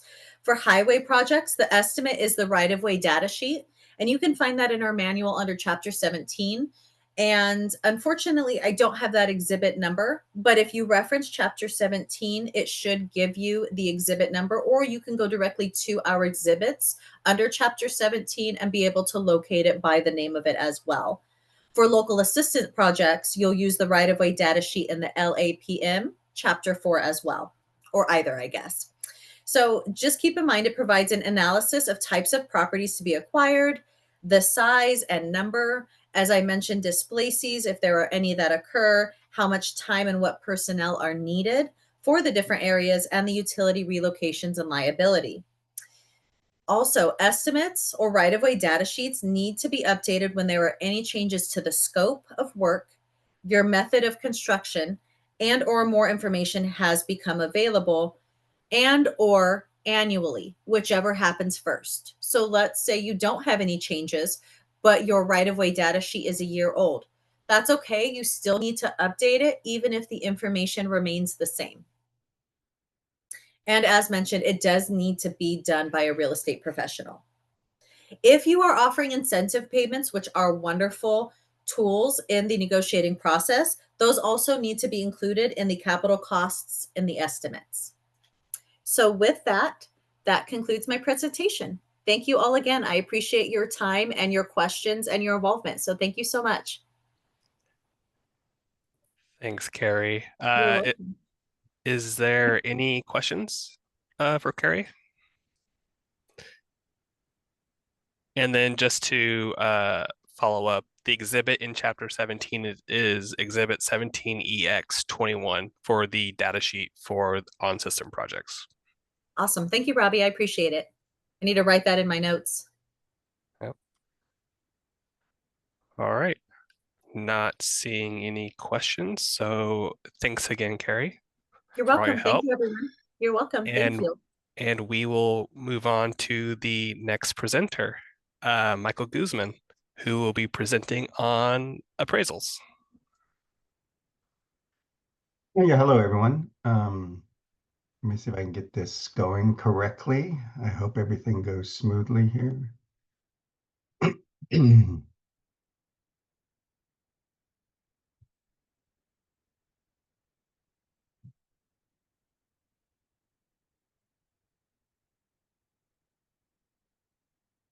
Let's see here. And then I do a start slideshow from current slide. Is that it? That is it. Oh, awesome. All right. So I appreciate it, Robert. Just a real quick appraisals. We're going to talk about appraisals here for a few minutes. This is Chapter 7 of the Right-of-Way Manual. And I think like it's been mentioned several times already throughout this morning that the U.S. Constitution, California Constitution, Code of Federal Regulations all require that payment to a property owner when property is acquired or damaged for public use. This is we've often referred to this as just compensation. So what is the purpose of an appraisal? I'll just start out by saying what the purpose of an appraisal is. Well, number one, it ensures compliance with all these laws, state, federal, Uniform Act. And it is what we are doing in the appraisal is trying to estimate the fair market value of all the interests to be acquired. That means temporary, permanent, easements. If it's a utility easement is what I'm thinking of, or a drainage easement. So we're trying to estimate the fair market value of all those interests. The basic document that we talk about when we talk about appraisal is the appraisal report. We'll talk a little bit more about that here in a second. But just as a reminder, appraisals are done post environmental clearance. So, what is an appraisal? Well, first off, appraisal touches many functions in the right-of-way process. You want a real estate, I don't know if it necessarily has to be an appraiser, but you do want somebody with appraisal knowledge, appraisal concepts, doing the estimating phase that was mentioned just briefly earlier. Appraisals is involved in the acquisition phase, in the relocation phase, in the property management phase. If there's excess land to be disposed of, that is also requires appraisal. So it's a function that touches many other functions within the entire right-of-way process. So the appraisal report is a critical document for accomplishing right-of-way activities and getting projects certified. So it's important that it is complete and it is reliable. So on the screen, your definition of an appraisal, I'll let you read that, but the key points on this definition are that number one, it's an opinion of value and it's as of a specific date. Uh, so it's not an exact science, but it is based on market evidence and data and on sound reasoning.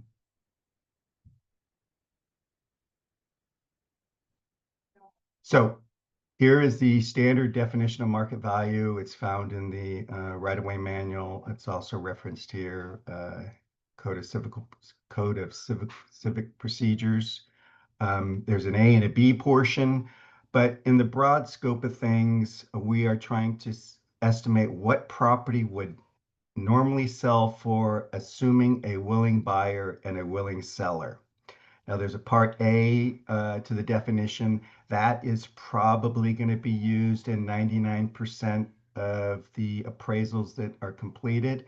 They will reference that it's being appraised as part A, but there is a B part, which is for, I'll say, special purpose types of property. The most common that is cited is maybe a railroad corridor, or maybe it's a special type of property that isn't normally sold. I'm thinking of a church maybe that may require a different type of approach. So, so yeah, that's what it should cover most types of property that are being appraised, the A and the B. Couple of requirements that the appraiser will do. Usually there probably are the first contact with the property owner, but the first step that the appraiser needs to do is provide or notify the property owner in writing that the property has, it's the notice of decision to appraise. And it's just notifying the property owner that their property is within the project limits and that it in part or in whole may be acquired. And hopefully your mapping is such that, if you say in part or in whole, a lot of property owners will start to panic and thinking that their entire property is being taken. So usually the appraiser, if they're doing the job, they're going to also include some mapping along with the initial letter so that they can better understand what is being acquired from each property owner. The letter must also invite the property owner to accompany the appraiser during an inspection, and that there is a $5,000 reimbursement if the property owner chooses to get their own appraisal. And I think there's been discussion of raising that limit maybe towards the end of this presentation. Grant might be able to speak to that. Local agencies do have an option of completing a separate what we call a dual appraisal report, two appraisals on the same type of property. Usually this is reserved for properties that are exceeding $500,000 in value. or if we're significantly changing the use of a property. If a piece of property has some, I'll say, some political sensitivity, that might be something to consider when doing a dual appraisal. Just keep in mind, if you're doing a dual appraisal, we're talking about two independent, separate appraisal reports, independent in their analysis and conclusions. And that means two different reviewers as well. So in essence, if you're doing a dual appraisal on a piece of property, you're talking about having four different appraisers. So keep that in mind.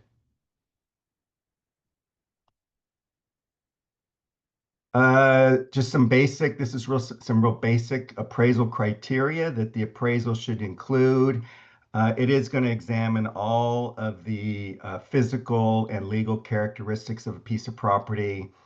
It's going to go over the location, the zoning, the present use, the prior history of the property, if it's been listed for sale, for example.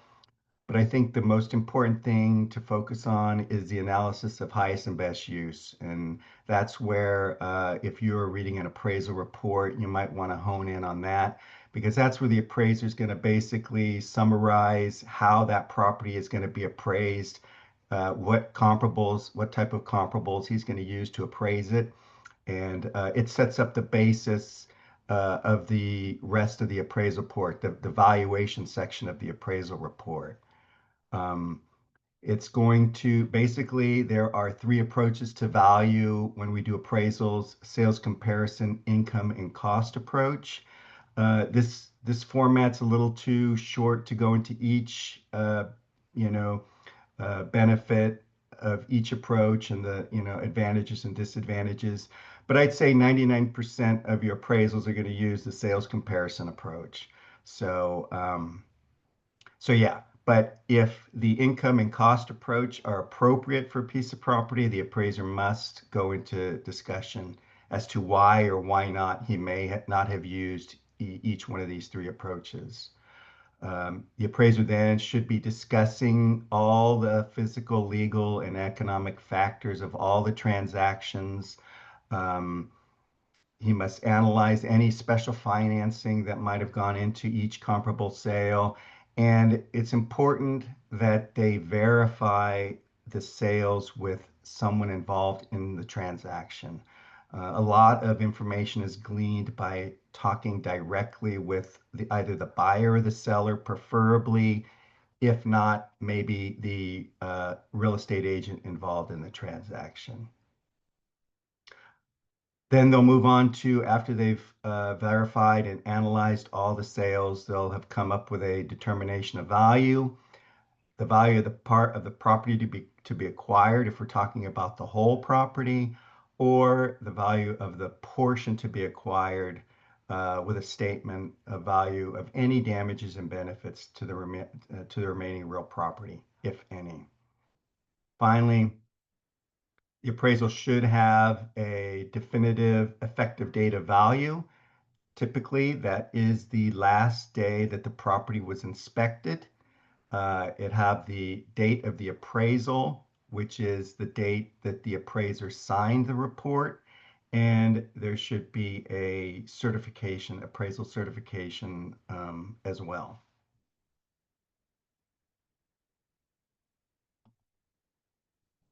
So the review appraisal role, well, the agency shall have having a review process.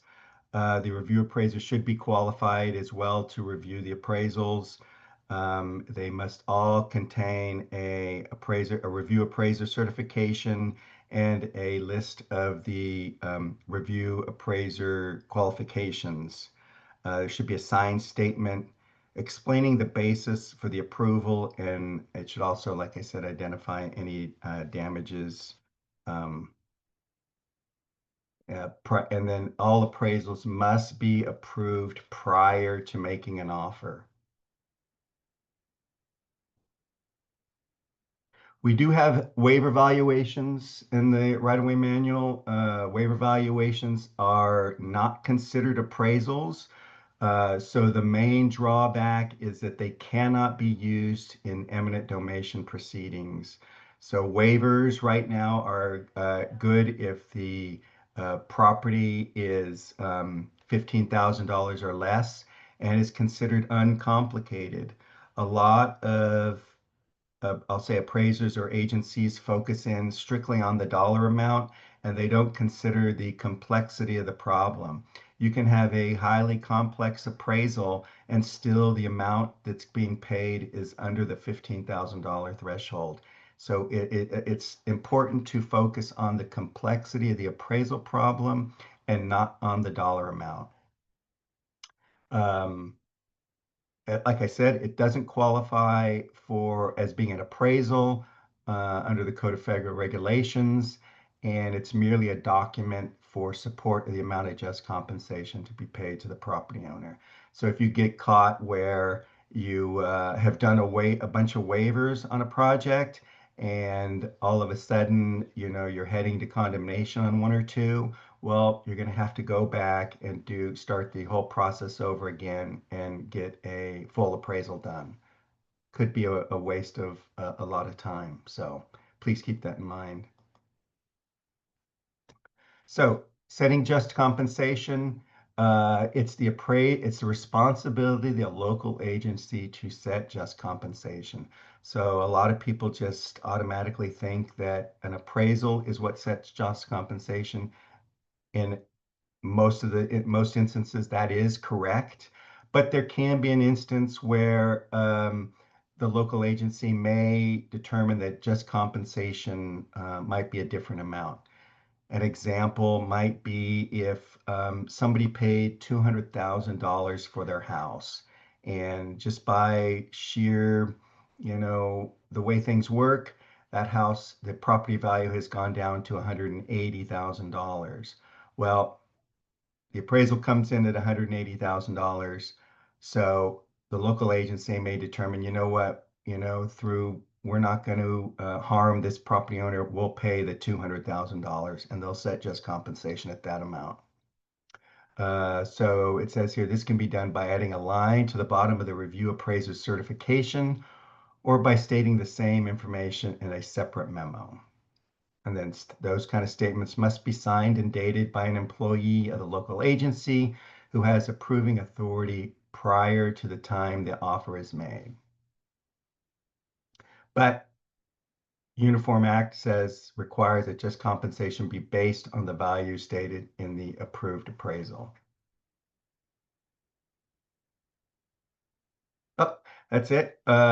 Just a final few notes. I was just going to mention that you want to get the appraiser involved in the appraisal process early, in the right-of-way process early. You want good communication with the appraiser. You want to know the appraiser, if there's temporary construction easements, are going to want to know the duration of those TCEs. They need a start and an end date. If there's any driveways that are being relocated, they'll want to know the width and where those driveways are going to be relocated. They'll have questions on drainage issues, private utility relocations. They may request surveys be involved. And then if there's any design changes, those are going to be costly and require delays. So involve the appraiser early if you can, and make sure that that appraiser is familiar with Chapter 7 of the Right-of-Way Manual. So if there's any questions. Yeah, thanks, Mike. Yeah, if you guys have any questions for Michael, please submit them to the question and answer chat. Hey, Robbie. Yes.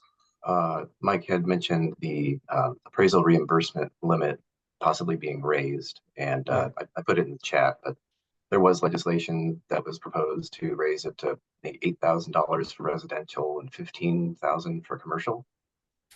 But the legislation was not passed this legislative session, so it stays at $5,000.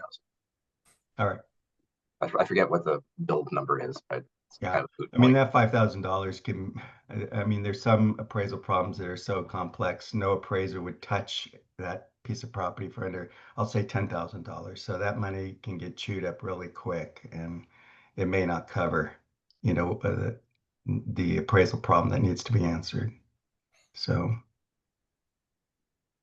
Right, unfortunately, but that's how it stands now. Back to you, Robbie. Okay.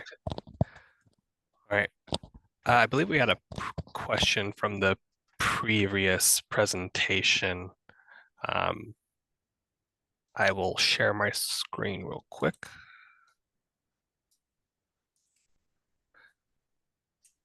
I believe the person who asked this question was talking about this slide specifically, and the fact that the environmental document looks like is spread out. It looks like it shows maybe it's not completely completed before the appraisals and acquisitions start. Unfortunately, there's only so much space on a page, and so basically this is just showing the point of when it starts or it's completed, and then after this is completed, the environmental document is completed, then appraisals and acquisitions and regular right-of-way can all begin. So just a spacing issue. There are, and we have a handout that we can share, but there are, I mean, the Code of Federal Regulation does spell out some tasks in the appraisal world that can happen before the environmental document. They're more clerical tasks. It's not the actual appraisal. Yeah. So that's something that we can find that handout, and maybe Robbie, you can share it either in the chat or whatnot. But acquisition with the property owner cannot start till you have environmental document. You cannot go out and make contact. If you're referring here where you see this sign in the green that says hardship protection early acquisition, it's a little misleading, but that box is pertaining to a formal, meaning federally approved early acquisition project. And I can't think of what chapter in the right-of-way manual hardship protection and early acquisitions fall under, but there are very rare circumstances where a property owner could have a hardship. They know a project's coming, and they're going to reach out and ask for us to acquire early. Same for protection. But those are something that it's a formal process to get approved for those things. And if they do get approved, that could be something that would be considered an early acquisition that would occur prior to the environmental document. You need to work, thank you, Rita. Rita pointed out chapter 8. You need to work with your district local assistants or local programs liaison, because they are the ones that are actually going to approve that. And FHWA also has a role in approving those things. So that's where the reference to early acquisition comes from. It's a formal early acquisition project that has a lot of steps that have to take place. But that could be something that happens pre-environmental document. And then some preliminary appraisal work, which is clerical. The one reason that you don't start appraisal work until after environmental document, appraisals have to be current, right? The market has to be current. You don't want that appraisal to go stale. So that is one reason that you don't start anything too early in the appraisal world, because by the time you actually get there, you could be stale and you have to redo your work also. Yeah, I'll just add to that just real quickly. Appraisals is kind of like when you say stale, it's kind of subjective. You know, typically if you're talking about a residential house, an appraisal could be stale after 3 or 4 months, you know, depending on how active the market is. But if you're talking about a special use property, very limited sales, that appraisal could be still valid after a year. So that's a it depends type answer on if an appraisal is current or not. So I'll just add that. Awesome. Before we move on, one last call for any questions. Stop sharing. We have one question that just came through. Can you please give an example of the clerical work that might be done during the preliminary appraisal? Yeah, I can answer that. Yeah, so if you know the project, you know the project limits, you have a really good idea of where, what types of property are going to be involved. You can get all the preliminary work, like you can actually, look at zonings, you can look at gather comparable sales. You can even maybe confirm some comparable sales, that the appraiser might think he might need. So there's a lot of work, you can gather ownership information on the you just can't make contact with the property owner until environmental clearance is done. But there's a lot of paperwork, early stuff that can be done. So. And then it looks like we had just additional comment that it's on an attachment. So, all right. If there's no more questions, thank you, Michael. Appreciate your time helping out, presenting. And now we will move on to the acquisitions and Title VI portion of the presentation with Melody Bagtala.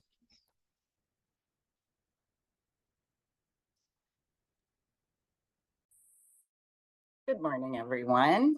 I'm Melody Battaglia. I work in right-of-way District 12, which is Orange County. And I have worked for Caltrans for a total of 18 years. I did have a small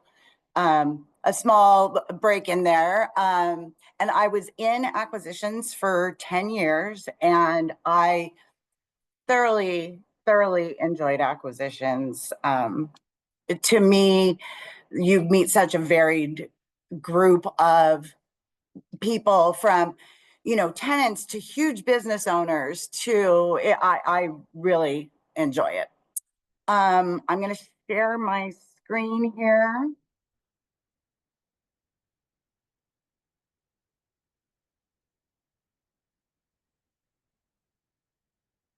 Sorry, this Zoom is the one program I so rarely use. Let's see, share. Yep, there we go. And can you all see that? We're not seeing it yet, Melody.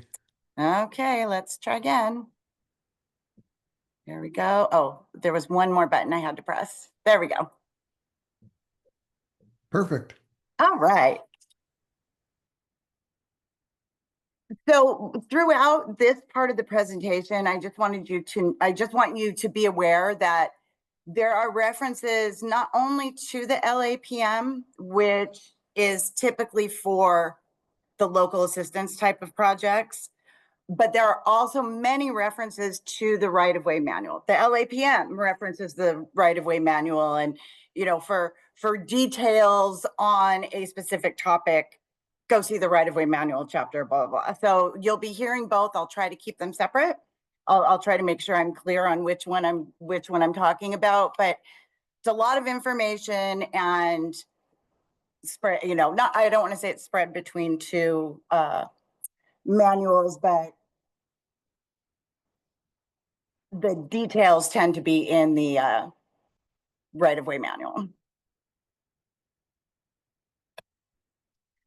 Okay.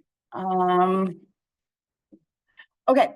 So before we get started, I just want you to be aware that Title VI is a very, very critical thing to not only the state of California, but in particular the FHWA.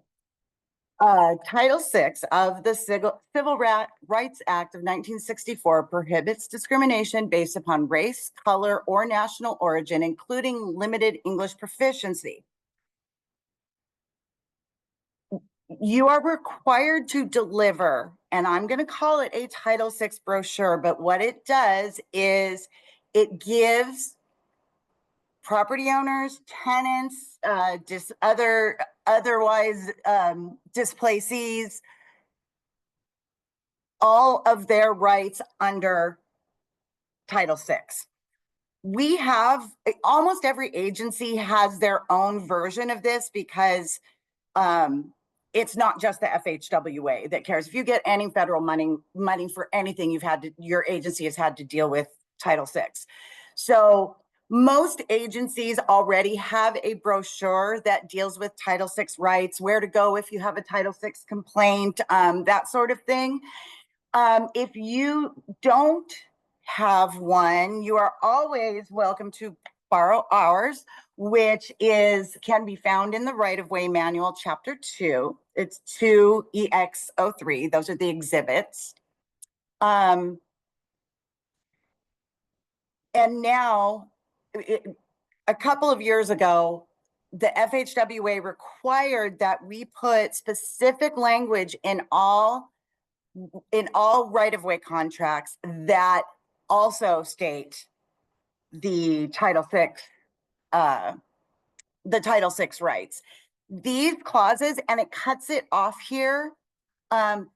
This is where it is in the right-of-way manual, section 7.02.01.04. However, it's actually easier to find in the LAPM. It's in chapter 13, section 13.9.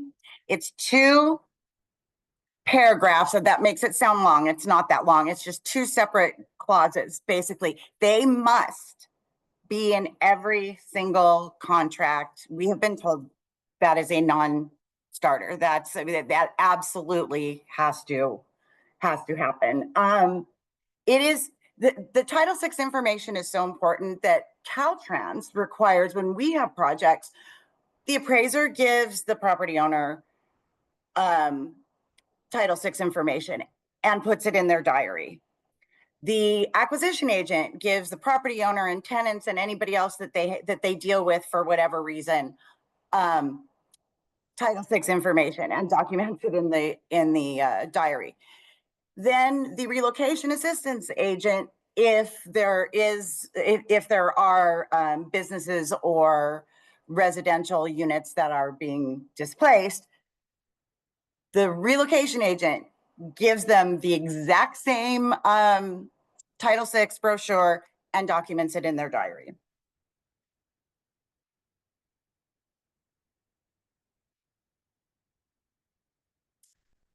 And before we start this part, I do want to say one thing. It's not as much of a problem. I think agencies are becoming more aware of it.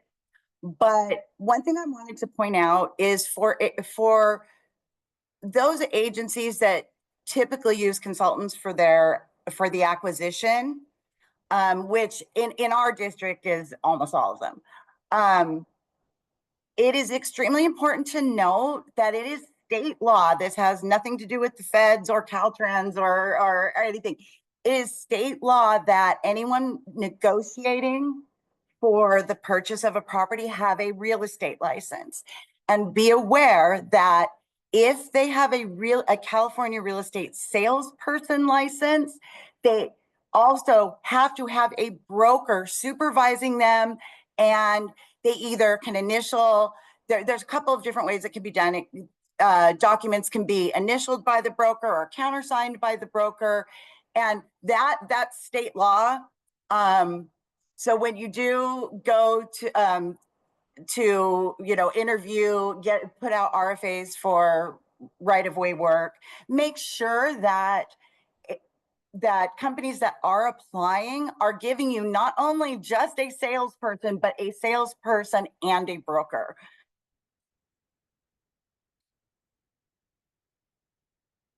All right, the acquisition agent shall contact the property owner. This is less of an issue now, in person when safely possible. Generally, that's the case now. But out of state, out of the country, they can be mailed, but the main thing you must do is document. Promptly present a written offer of just compensation. Via guidance from the FHWA, we have determined that the offer should be made within 30 days of the appraisal approval date, which may differ slightly from the date evaluation that Michael was just speaking of. The appraisal generally isn't approved the exact date of evaluation. It's generally a tiny bit later than that. And again, this is guidance we've received from the FHWA. If there is a reason why it can't be 30 days and it's 45, document. It does happen, but you do have to be careful when you can't just say, oh, all of these things happen and have it be 6-8 months later, because then you get into what Michael was talking about, that the appraisal can go stale. So there may be a valid reason, and 45 days is probably not an issue. But if you start getting into longer, you do have to at least look at revalidating that value. Is it still current? Or are prices going up 1 or 2% a month right now? Let's see. Allow owners sufficient time to consider offer. We tend to view sufficient time 30 to 60 days, depending on the complexity of what we're doing to their property. Depending on if it's a homeowners association of a condo complex with 250 units, well, the board has to get 2/3 of those 250 units to sign off. So that could be very complex. You could have a trust where one or both of the trustees have passed away, and then there's a matter of getting death certificates or whatever else as required by either the law or the trust document itself. So depending on the complexity, and again, just document.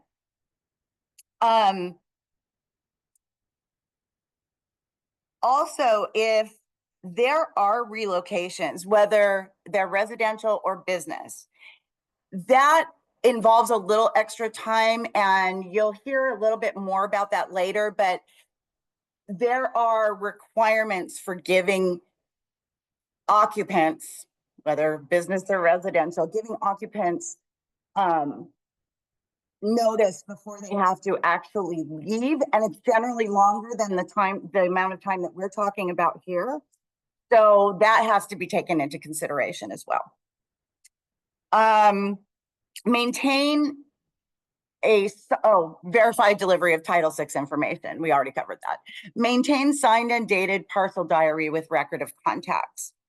Not only the record of contacts, but it should also have listed the items that were in the first, and the correct term is initiation of negotiations. It used to be first written offer, which to me is easier to say. So I apologize if I slip back into the old terminology. But in the diary, there should be verification that the Title VI information was given, that a copy of the appraisal was given, a copy of the contract that you presented them that is not, we obviously know that it hasn't been signed yet, a copy of the deed that you give them. Also, there's a notification of your rights under eminent domain. And again, it's one of those things that most agencies have a brochure that explains that essentially you have the right to reject the offer. You have the right to have the value of your property decided by a court of law. You have the right to obtain your own appraisal. Those sorts of things. Again, if your agency does not have one or does not have one that is suitable, you can always borrow ours, which is also I believe that is also an exhibit to our chapter 8 in the right-of-way manual. Keep separate files for each and every parcel. And you will need to, typically, it says it needs to be signed. What we say is the top of each page should be signed and every entry initialed.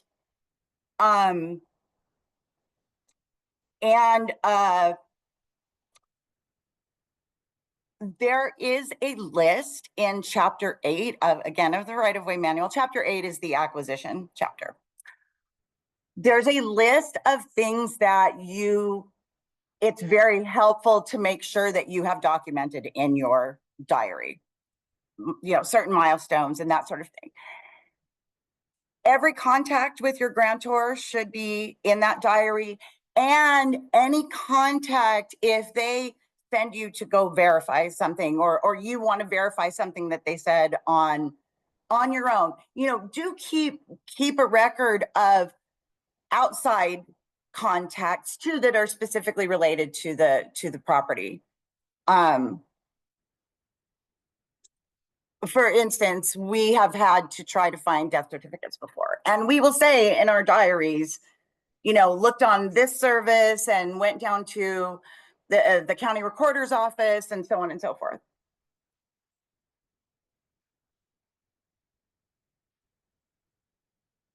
I believe that Michael touched on this. Acquisition agent must be different from appraiser unless under 15,000 and non-complex. That is extremely important, the non-complex. Just because it's under 15,000 does not mean it's an easy appraisal. It could be a partial acquisition that's really seriously affecting the utility, and it's just a small sliver, if you want to call it that, but it's completely affecting the utility of the remaining property. That's not non-complex. But in cases where it's a TCE of some dirt, and we see this a lot, TCE of, some dirt on the side of a property. If you determine that that's non-complex, the acquisition agent can do a waiver valuation and be the acquisition agent, as long as it's under 15,000. They should be provided with a summary statement that describes the basis of the valuation. It's basically the highlights of the appraisal, because some of these appraisals can be very, very lengthy. These summary statements kind of distill it into something that's more understandable, at least without digging in more. We have summary statements also. They're exhibits to chapter 8 in the right-of-way manual. They are chapter 8 exhibit 15A, C, and exhibit 16. Also, one of those is what is called the summary statement. It's a mouthful. Summary statement relating to purchase of real property or an interest therein. What that is it goes into, it's not anything that you fill out necessarily based on the appraisal. It just has additional general information. But do note that that is required for off-system projects now. That's fairly new, maybe within the last year or so. And that is, that's one of the ones I just listed, the exhibits 15A, 15C, and 16. It's one of those, and I'm not sure which one because I did not write it down, but I know it's one of those. So with that one, I highly suggest you use ours. Because there's really no way to substitute. It's a very unique document, and that way you won't miss giving them any information if you just use ours. The offer itself must be the offer of just compensation, which is the full amount of the approved appraisal. I won't get into it because it's more of an appraisal issue, but there are such a thing called, like, there is such a concept of nominal value. And if the property's worth, although I can't imagine this is true, if the property's worth $25, you offer the offer of just compensation is more than that. But in general, it needs to be for the not in general. It always needs to be for the approved appraisal amount. If you had a consultant appraiser do the appraisal, there has to be a statement by a full-time employee in charge of the project, a full-time employee of the agency in charge of the project, stating this is what we believe just compensation is. Only a full-time employee in charge of the project can determine what just compensation is. A consultant cannot.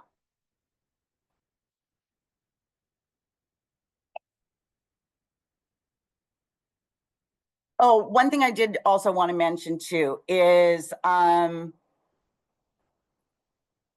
the next bullet. Cannot induce agreement for the acquisition price by advancing or deferring legal action. That's considered coercive. In other words, you can't say to them, well, if you're not going to sign, I guess we'll just start condemnation now. They still need their due process. They still need, and due process is probably a poor way to put it, but they still need the same consideration as all of the other grantors on the project. If they're, just because they are not cooperative, you can't say, well, guess we'll just start you first. You have to be just really, really careful. Payment before possession. Pay the agreed purchase price before requiring the property owner to surrender possession. That actually, I'm going to go to the next slide because we'll talk about what that means. So in order to get a right-of-way certification, you need to have possession and control of the properties that are required for the project. If it's land already owned by the local agency, like I've seen where they're widening a little bit and there's the city library on there, that's fine, but it just has to be documented that that was under the city's control prior to this project. And this does not, land already owned by the local agency does not count your existing right of way, because that we assume. Properties can be donated or dedicated. Chapter 17 of the right-of-way manual, which is the local programs manual, has probably the best description of those two things. A donation is voluntary, giving of the property to the agency. There are a lot of things that need to be, there are not a lot of things, there are several statements that need to be signed. Those are discussed, that they're doing it freely, and there's a few other things, but that's one way. A dedication is sometimes for no money, but it's a separate issue. Sometimes a city will require, some frontage on a property in exchange for a building permit, for instance. And that's a dedication. That's an agency's use of use of its police property. So that's okay. But again, go to chapter 17 and it'll describe what needs to be done and what you need to show in your file, and also how to handle it in the right-of-way certification. There's also a possession and use agreement, which this is, when you see it noted like this with a number, that's the chapter number. That's an exhibit as opposed to a form, and they are two different things. And then this is the the actual document number is 25. So this is the right-of-way manual. A possession and use agreement is basically where you're all agreeing to disagree. You're not ready to actually start condemnation yet for whatever reason because of timing. But the owner of the property does agree that, yes, you're gonna need it. Let's continue this. But in the meantime, we're gonna give you possession of what you need. And it does happen. We actually see it. I don't want to say often, but I mean, it does happen. The main thing here, and this will go into the whole payment before possession, is that in order to get possession, whether it's like this or whether you have a contract and an agreement and the sale to your agency is in escrow, and there's a clause in there that says that the agency is going to take possession of the property on such and such a date,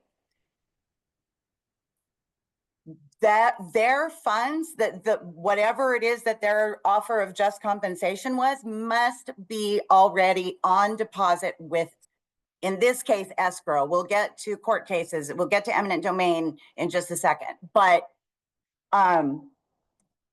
their funds must be deposited in escrow prior to whatever date they are agreeing to give you possession. It's really critical that, because this would be a violation, the Uniform Act's really very clear on the payment before possession issue. It's very critical to understand that they can't waive that. So in other words, they can't say, well, I'll just give you possession on October 31st and you get the money in there whenever. And then the money gets there November 15th. You have violated the Uniform Act. They cannot waive that right. There are a couple of other things. I thought it was on the next. There is something called a I might be getting ahead of myself.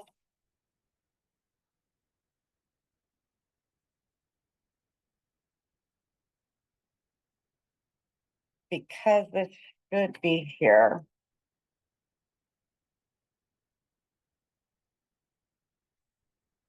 There's some, oh no, it is on the next one. Okay. I'm going to skip down to the permit to enter and construct because people confuse that often with the possession and use agreement, and they are two entirely different things.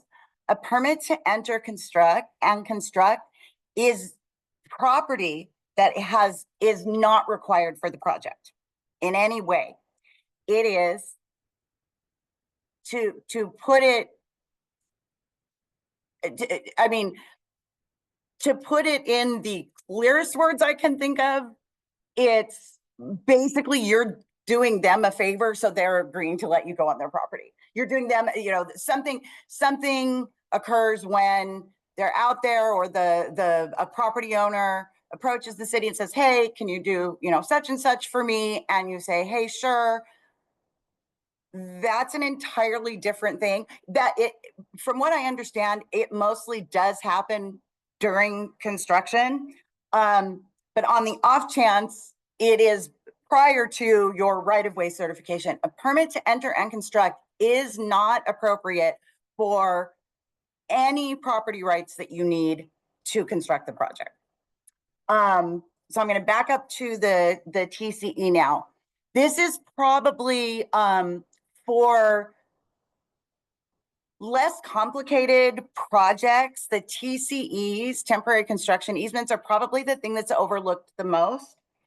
So we like to think of it as, if you need to go on anyone else's property for even a day, for any reason, other than emergency, for any reason, you need a TCE. And this is kind of one of those things that we look for to make sure that something that should have been a TCE wasn't skipped when we review, as they were talking about earlier, would we review the PS&E for the 100% PS&E for the project? We do check to make sure that, you know, I've seen a note on 100% plans that says to be arranged by contractor. No, that if they need to go on private property for any length of time, for any reason, you need to get a TCE. It must have a specific duration and a specific start date and a specific end date. The start date has to be after they have money, whether that's a close of escrow or an order for possession, which we'll get to in a minute, or possession and use agreement.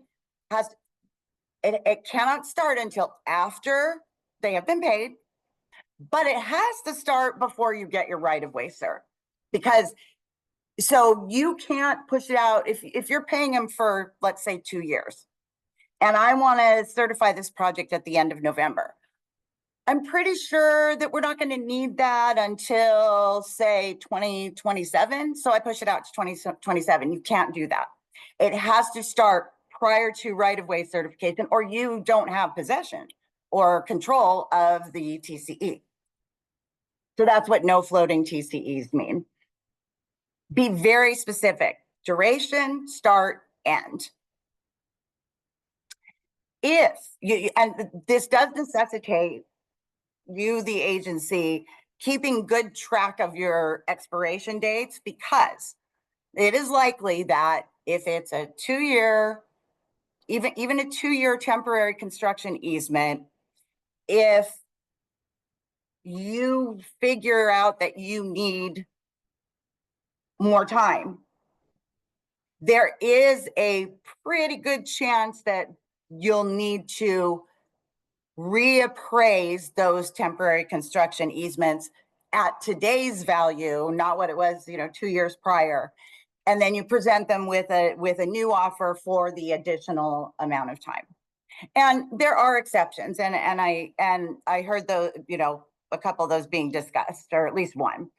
But you still will have to, the TCEs will need to be extended. You will need to verify whether or not you do need a new appraisal. In the likely event that you do, there needs to be time to actually do the appraisal and then make the offers to those property owners. So this is something that needs to be started well in advance of those TCE expiration dates. So always keep those in the forefront of your project schedule. And there are, for both a permit to enter and construct and a possession and use agreement, there are exhibits in the acquisition chapter 8 of the right-of-way manual, which I really strongly suggest using, primarily because those documents have been vetted by the FHWA. We know that they say everything they need to, and they don't say anything that would be in violation of any of the federal regulations. So just keep that in mind.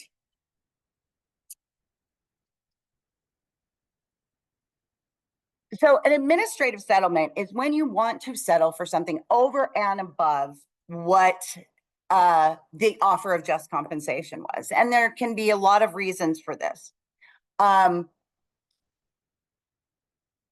The main thing is to keep in mind that you will need to justify your reasons in writing, and so a memo will need to be put together explaining your reasons for requesting a amount above the amount of just compensation.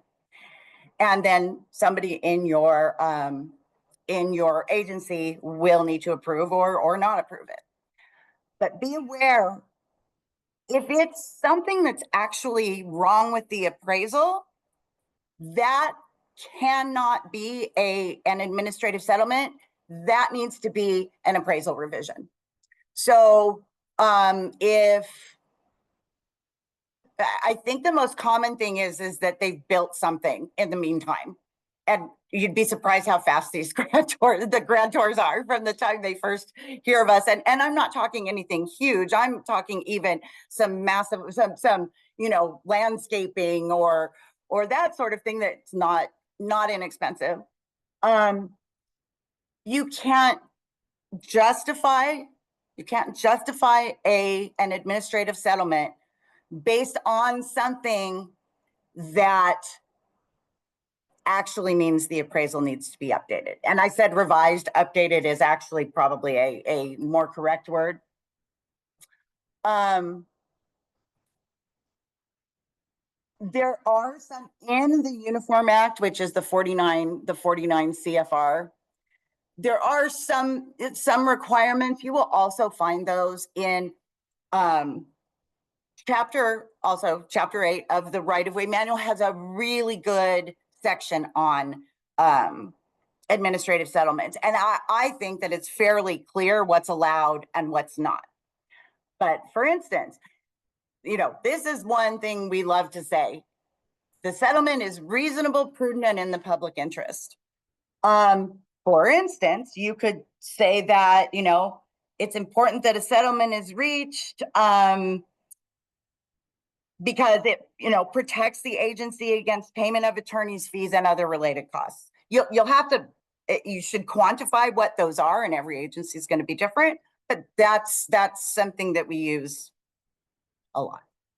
Probably, as far as I know, we may use it in every administrative settlement just because it's true. There are some additional ideas in chapter 8, and I suggest you read it, as long as you know what absolutely can't be in there, which is anything that would require an update of the appraisal. And in chapter 8, the administrative settlement section is 8012900. Our numbers are kind of long. Let's see. Oh, one last thing, and I think that relocation assistance, we'll get into this a little more, is if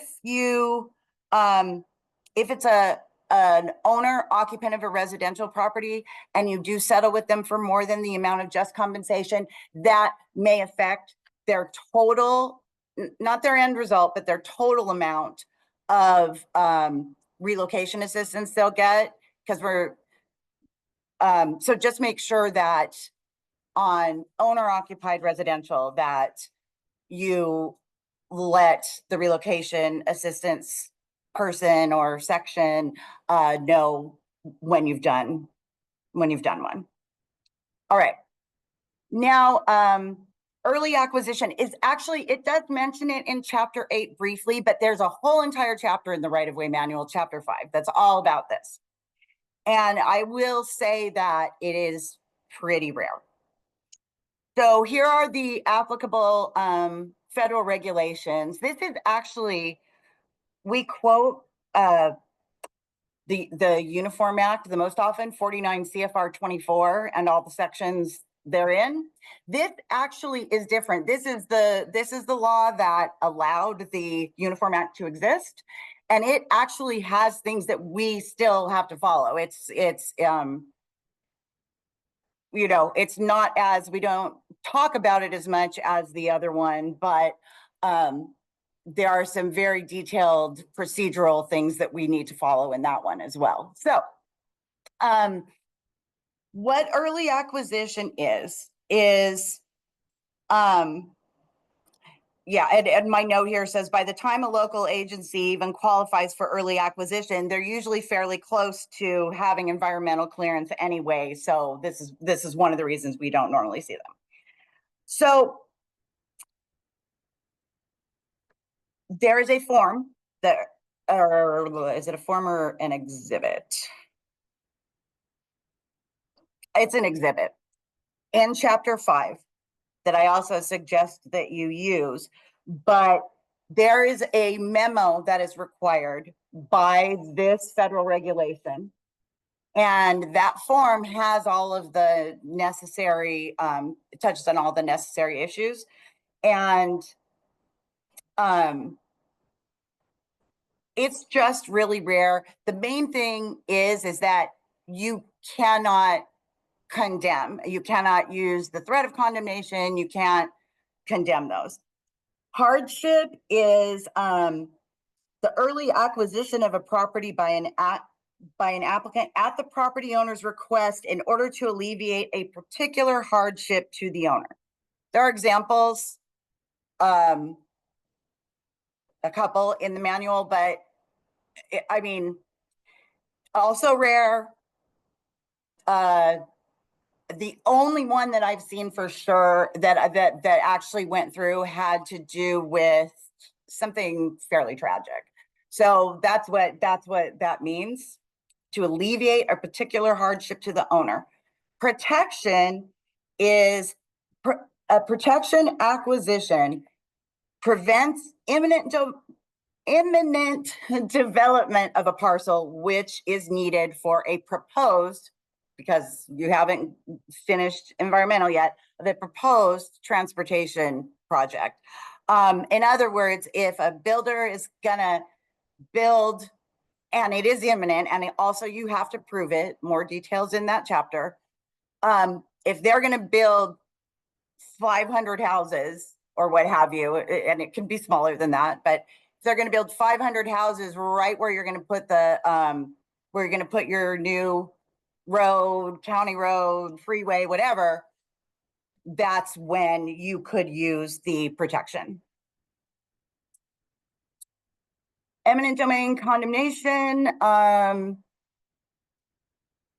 you know, an amicable agreement cannot always be reached, or sometimes you're still, the parties are still discussing, but because of your delivery dates, you need to at least get the condemnation or the eminent domain process started. The first thing you do is, and the eminent domain is chapter 9 in the right-of-way manual, and it has a lot more information than I'm going to give you right now. A notice of intent is passed by your board. Our board is the California Transportation Commission. Your board is, your county board of supervisors, if you're the county or whatever, what have you. And you, what the notice of intent does, to boil it down to one small thing, is it basically says, yes, this property is required in order to build this project. So you have to send a notice of intent to the property owner, tell them when the hearing's going to be by your board. They have the right to appear. If they don't appear and or the resolution of necessity passes, that's what you take to court, to the Superior Court in the county, to file an eminent domain suit. You also need to put the funds on deposit with the court, which everything I kind of said about escrow before also is true for a deposit with the court. You request a hearing for an order for possession. An order for possession, the court says, you guys are still, I don't want to say arguing about this, but in the meantime, this project needs to get built or it's going to cost the taxpayers, money. That's not the only reason, but that's essentially what the court is saying. They're saying, you guys need to, this still needs to be figured out, but the project does need to go on. And the court will give the agency what's called an order for possession. Now, there's a couple of things to note. When you are having a hearing for an order for possession, unoccupied properties require a 60-day court notice, and this is state law, by the way. And occupied properties require a 90-day notice prior to the order for possession hearing. If you're not sure which one yours qualifies as, do 90 days. It seems fairly straightforward, and it is usually, but, and also obviously your attorneys would have also something to say about that. But and then once the let's say, you know, nobody appears, the order for possession, the judge grants the order for possession, and then 30 days later you get possession of that property. On the date, from the day it was granted, you have possession 30 days later, and that is the date that will go in your right-of-way certification. You now have possession of that property, even without any of those other things that we talked about. And that's really it. It's a lot.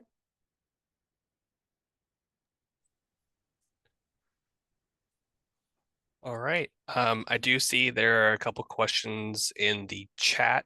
However, we are coming up on the end of day one of the training, so we're gonna just move straight into real property services, excess lands presentation.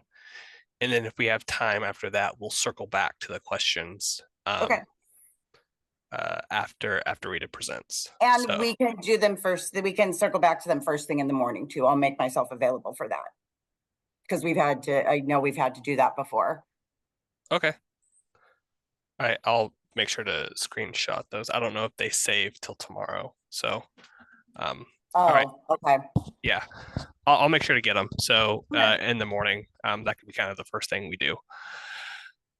All right. Like I mentioned, our next presenter, Rita Harris, will be going over real property service and excess lands. Take it away, Rita.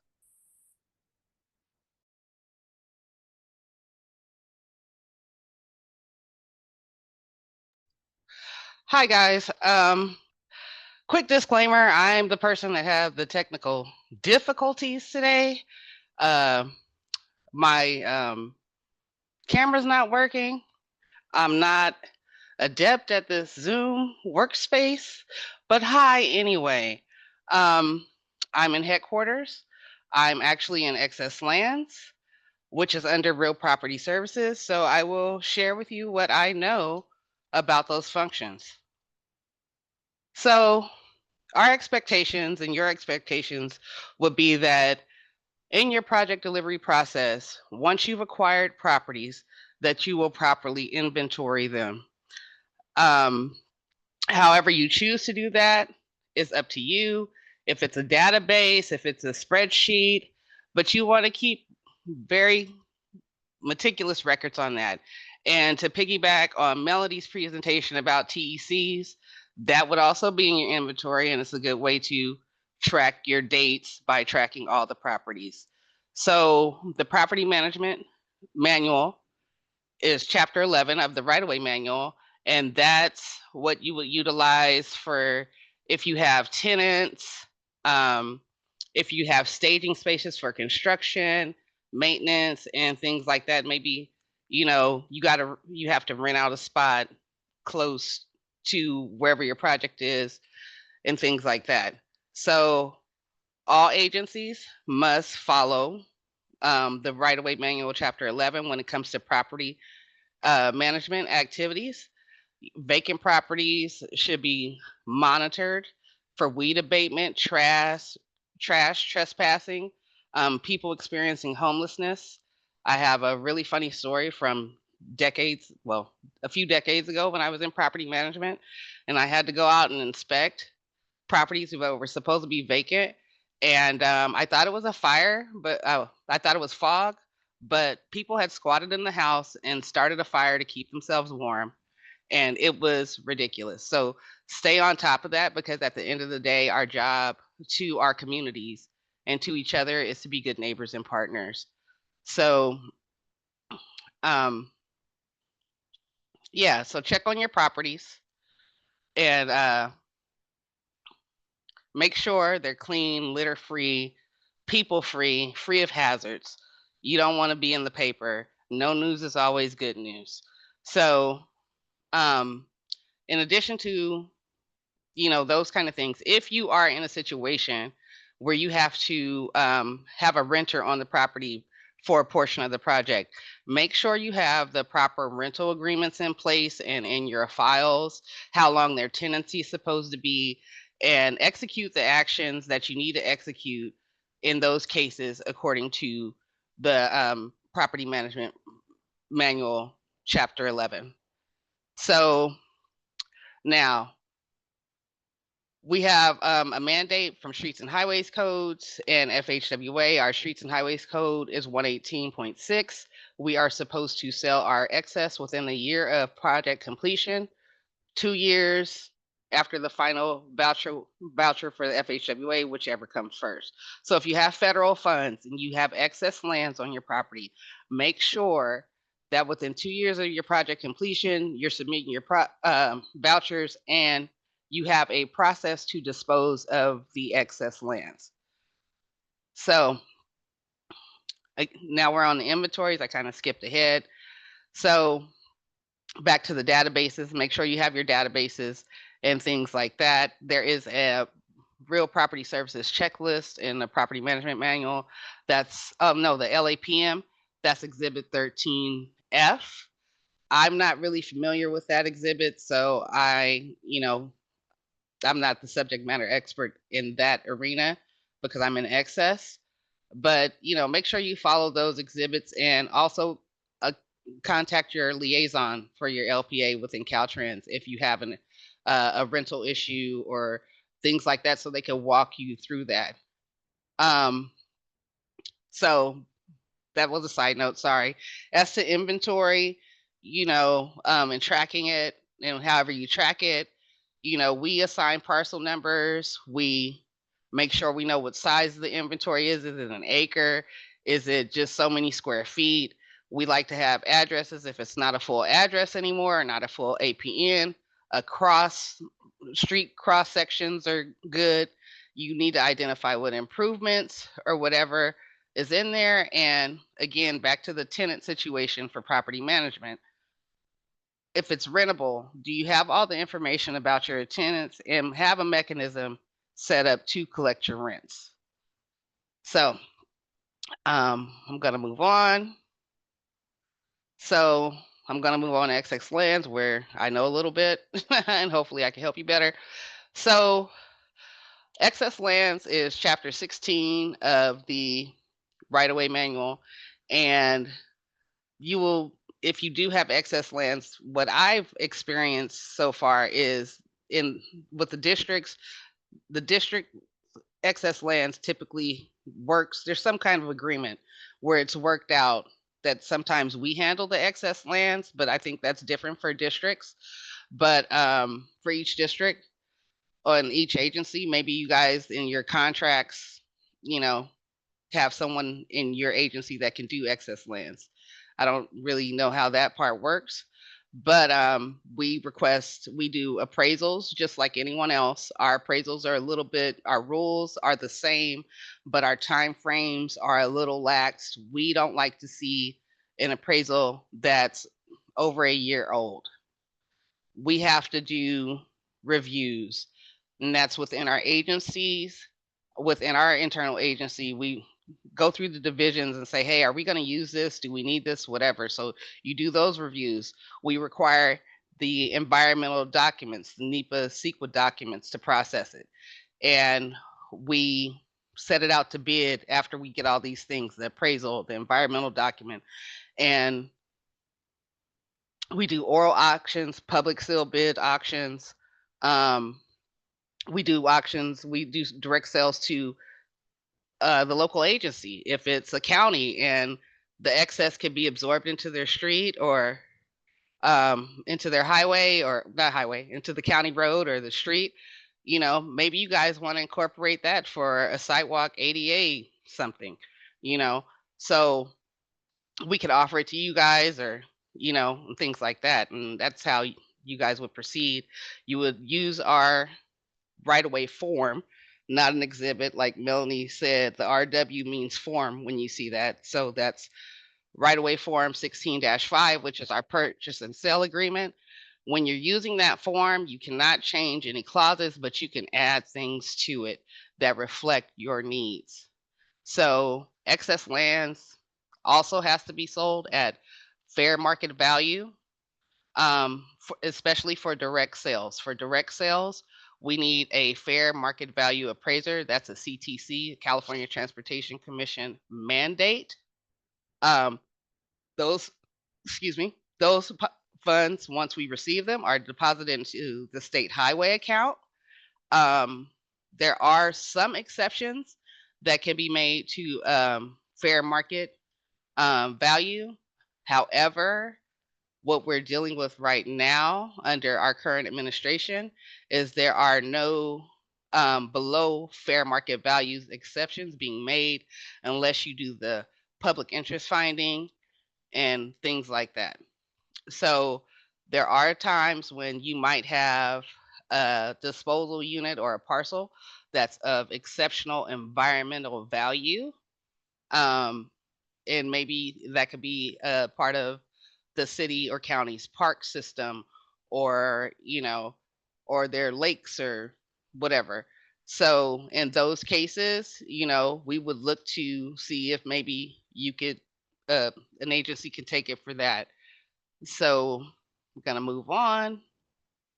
And I think that's it. I'm done. Wow. Okay. Oh, and I had a joke too. Like Carrie said, like, guess who's back? I was thinking of a recently disgraced 90s R&B 2000s person, and right away, can't stop, won't stop, so so after project delivery, we keep going. I hope I've been helpful. You're great, Rita. All right, I'm gonna All stop right. sharing, I think, if I figure it out. All right. If you have any questions for Rita, please put them in the chat. We do have about 8 minutes left, so we can circle back to the questions for Melody. So the first question comes in: when appraised values come in low, what are the minimum payments compensation suggested for permanent road easements, TCEs, and drainage easements? Well, it's not really by the type of title that you're taking. It's strictly by what the bottom line dollar amount of the appraisal is. I'm 90% sure I know the answer to this, but I don't want to say it until I've actually pulled it up and looked at it, just because it's not something I have to refer to. Does anyone know off the top of their head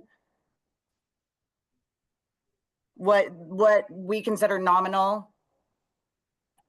I think it's still 500, although if I'm not mistaken, we do 1,000 at Caltrans.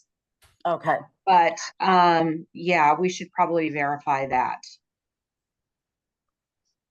I'm trying to pull it up. I believe that sounds correct, Jen. I know on appraisals, there'd be many instances where the TCE or the acquisition was so small it didn't even amount to but a few $100s, and we already had a $500 or $1,000 minimum payment to a property owner. So, if you go to a property owner, oh, we're only going to compensate you a couple $100, it's not even worth their time.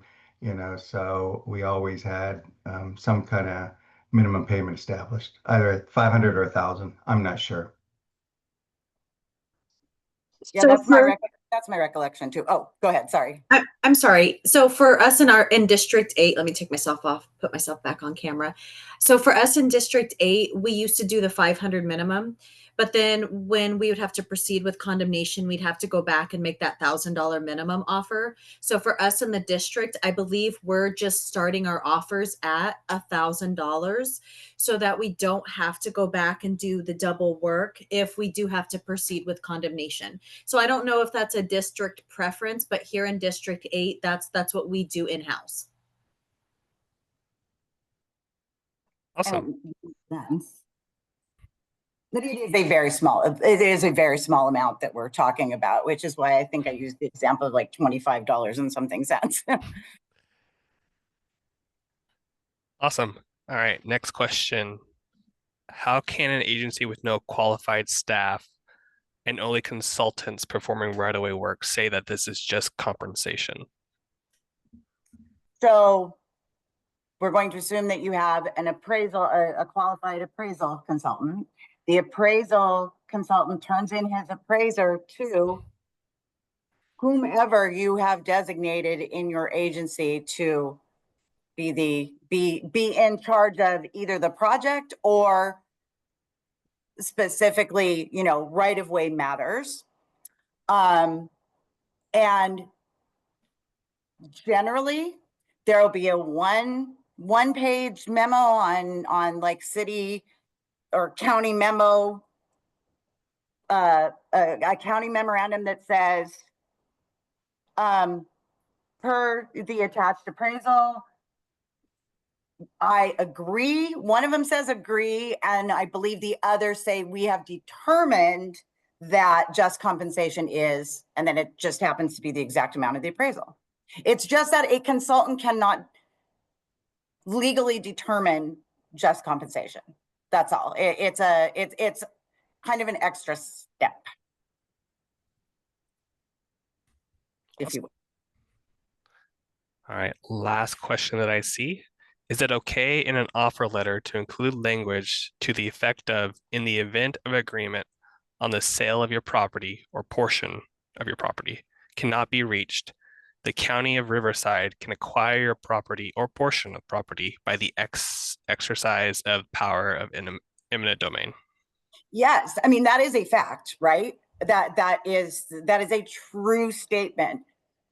This is where the acquisition brochure that I told you about that talks about your rights as a property owner when your property's could be subject to eminent domain. This is where that brochure becomes critical, because then you refer to that and you say, however you want to word it, it's usually worded better than see the attached, blah, blah, blah brochure for details. But then that gives them more information. I wouldn't word it much more strongly than that, but I don't, because you are not stating something that is incorrect. I have a question on that, Melanie. So when you make an offer, and you can't reach an agreement with the property owner, I mean, that parcel could be dropped. I mean, if design decides, you know what, we'll figure this out another way, and then you've sent an offer out with that type of language, does that create an issue or? And I would have to hear the exact sentence again, but most of the time it hedges a little bit. And yes, you're right, but that's also what, if it really gets contentious, that's part of what a resolution of necessity is for, and those sorts of things. So again, this is all explained in that the property owner is not out of luck. I mean, they have recourse, they have, processes that are available to them by law. And so that's kind of why that document is so important. But you do have to be careful when you're sending an offer in writing. And of course, we had this problem a lot during COVID, when all they're getting is a letter and you're not there to better explain and force that brochure, in front of them and say, look, it says here, you can do this and you can do that. You do have to be careful. Just be mindful of it. Yeah, it's public record that, public agencies have the authority to condemn. We have the eminent domain authority. So you're certainly able to, let the property owner know that, under eminent domain, you're going out there. But eminent domain is not the preferred action. Negotiation is your ideal situation. And there's other things that we've talked about, like administratively settling. You don't want to automatically go to eminent domain. Also, you want to be very, very careful. It's very clear in the regulations about being coercive action. And that's a very gray area. So you want to make sure that you're not throwing out in the middle of negotiations condemnation. So you just be very delicate. Approach your property owners like you're approaching, your grandmother, or you would want somebody who is dealing with your family member. They have the right to consider your offer. They should be allowed time in your schedule to seriously consider that offer, have an attorney look at it, have other family members. so it's just, you don't want somebody who's going to automatically just shut down and say, fine, we're going to eminent domain. Because you don't want that to come back where they're saying that was a coercive action. Right. But eminent domain authority that we have as a state and you have as a local agency is public record. I mean, it is an unfortunate fact of owning property in the United States. I mean, it's just one of those things that like property taxes and, you know, several other things that affect property ownership. You know, we don't have total control over that, we as property owners. So it is a fact, but you need to handle it delicately, and you also need to handle it equally across all of your grantors. You cannot treat one grantor differently than another grantor. Right. You need to make sure it's understandable that this is for the greater public good, this transportation project. And unfortunately, property owners don't want to be the one that we're knocking on their door. But the intent of the transportation project is for the greater public good. And, you know, that's something that, you know, they usually can start to understand. And that's why we have eminent domain. Awesome. And Melody, real quick, what Yes. was the name of the form that you referred to that the local agency needs to complete? And then along with that, are there samples of the language that need to be included on that form/letter to determine just compensation? Oh,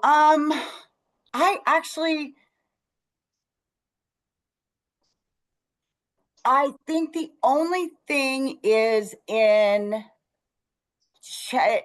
might be in both chapter 17 of the right-of-way manual and in chapter 13 of the LAPM, but it just states the fact that only a, you know, whatever person for an agency can determine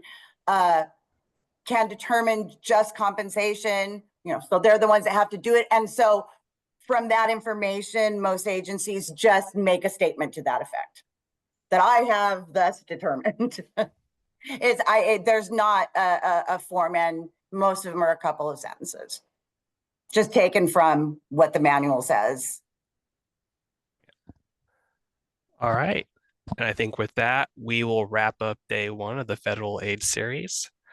So I'd like to thank everybody for attending, hoping to see you all tomorrow. If the presenters and my team could stay on just for a few minutes afterwards, that'd be great. We'll let everybody clear out first. So yeah, I hope everybody takes care. Have a good rest of your day, and we will see you all tomorrow.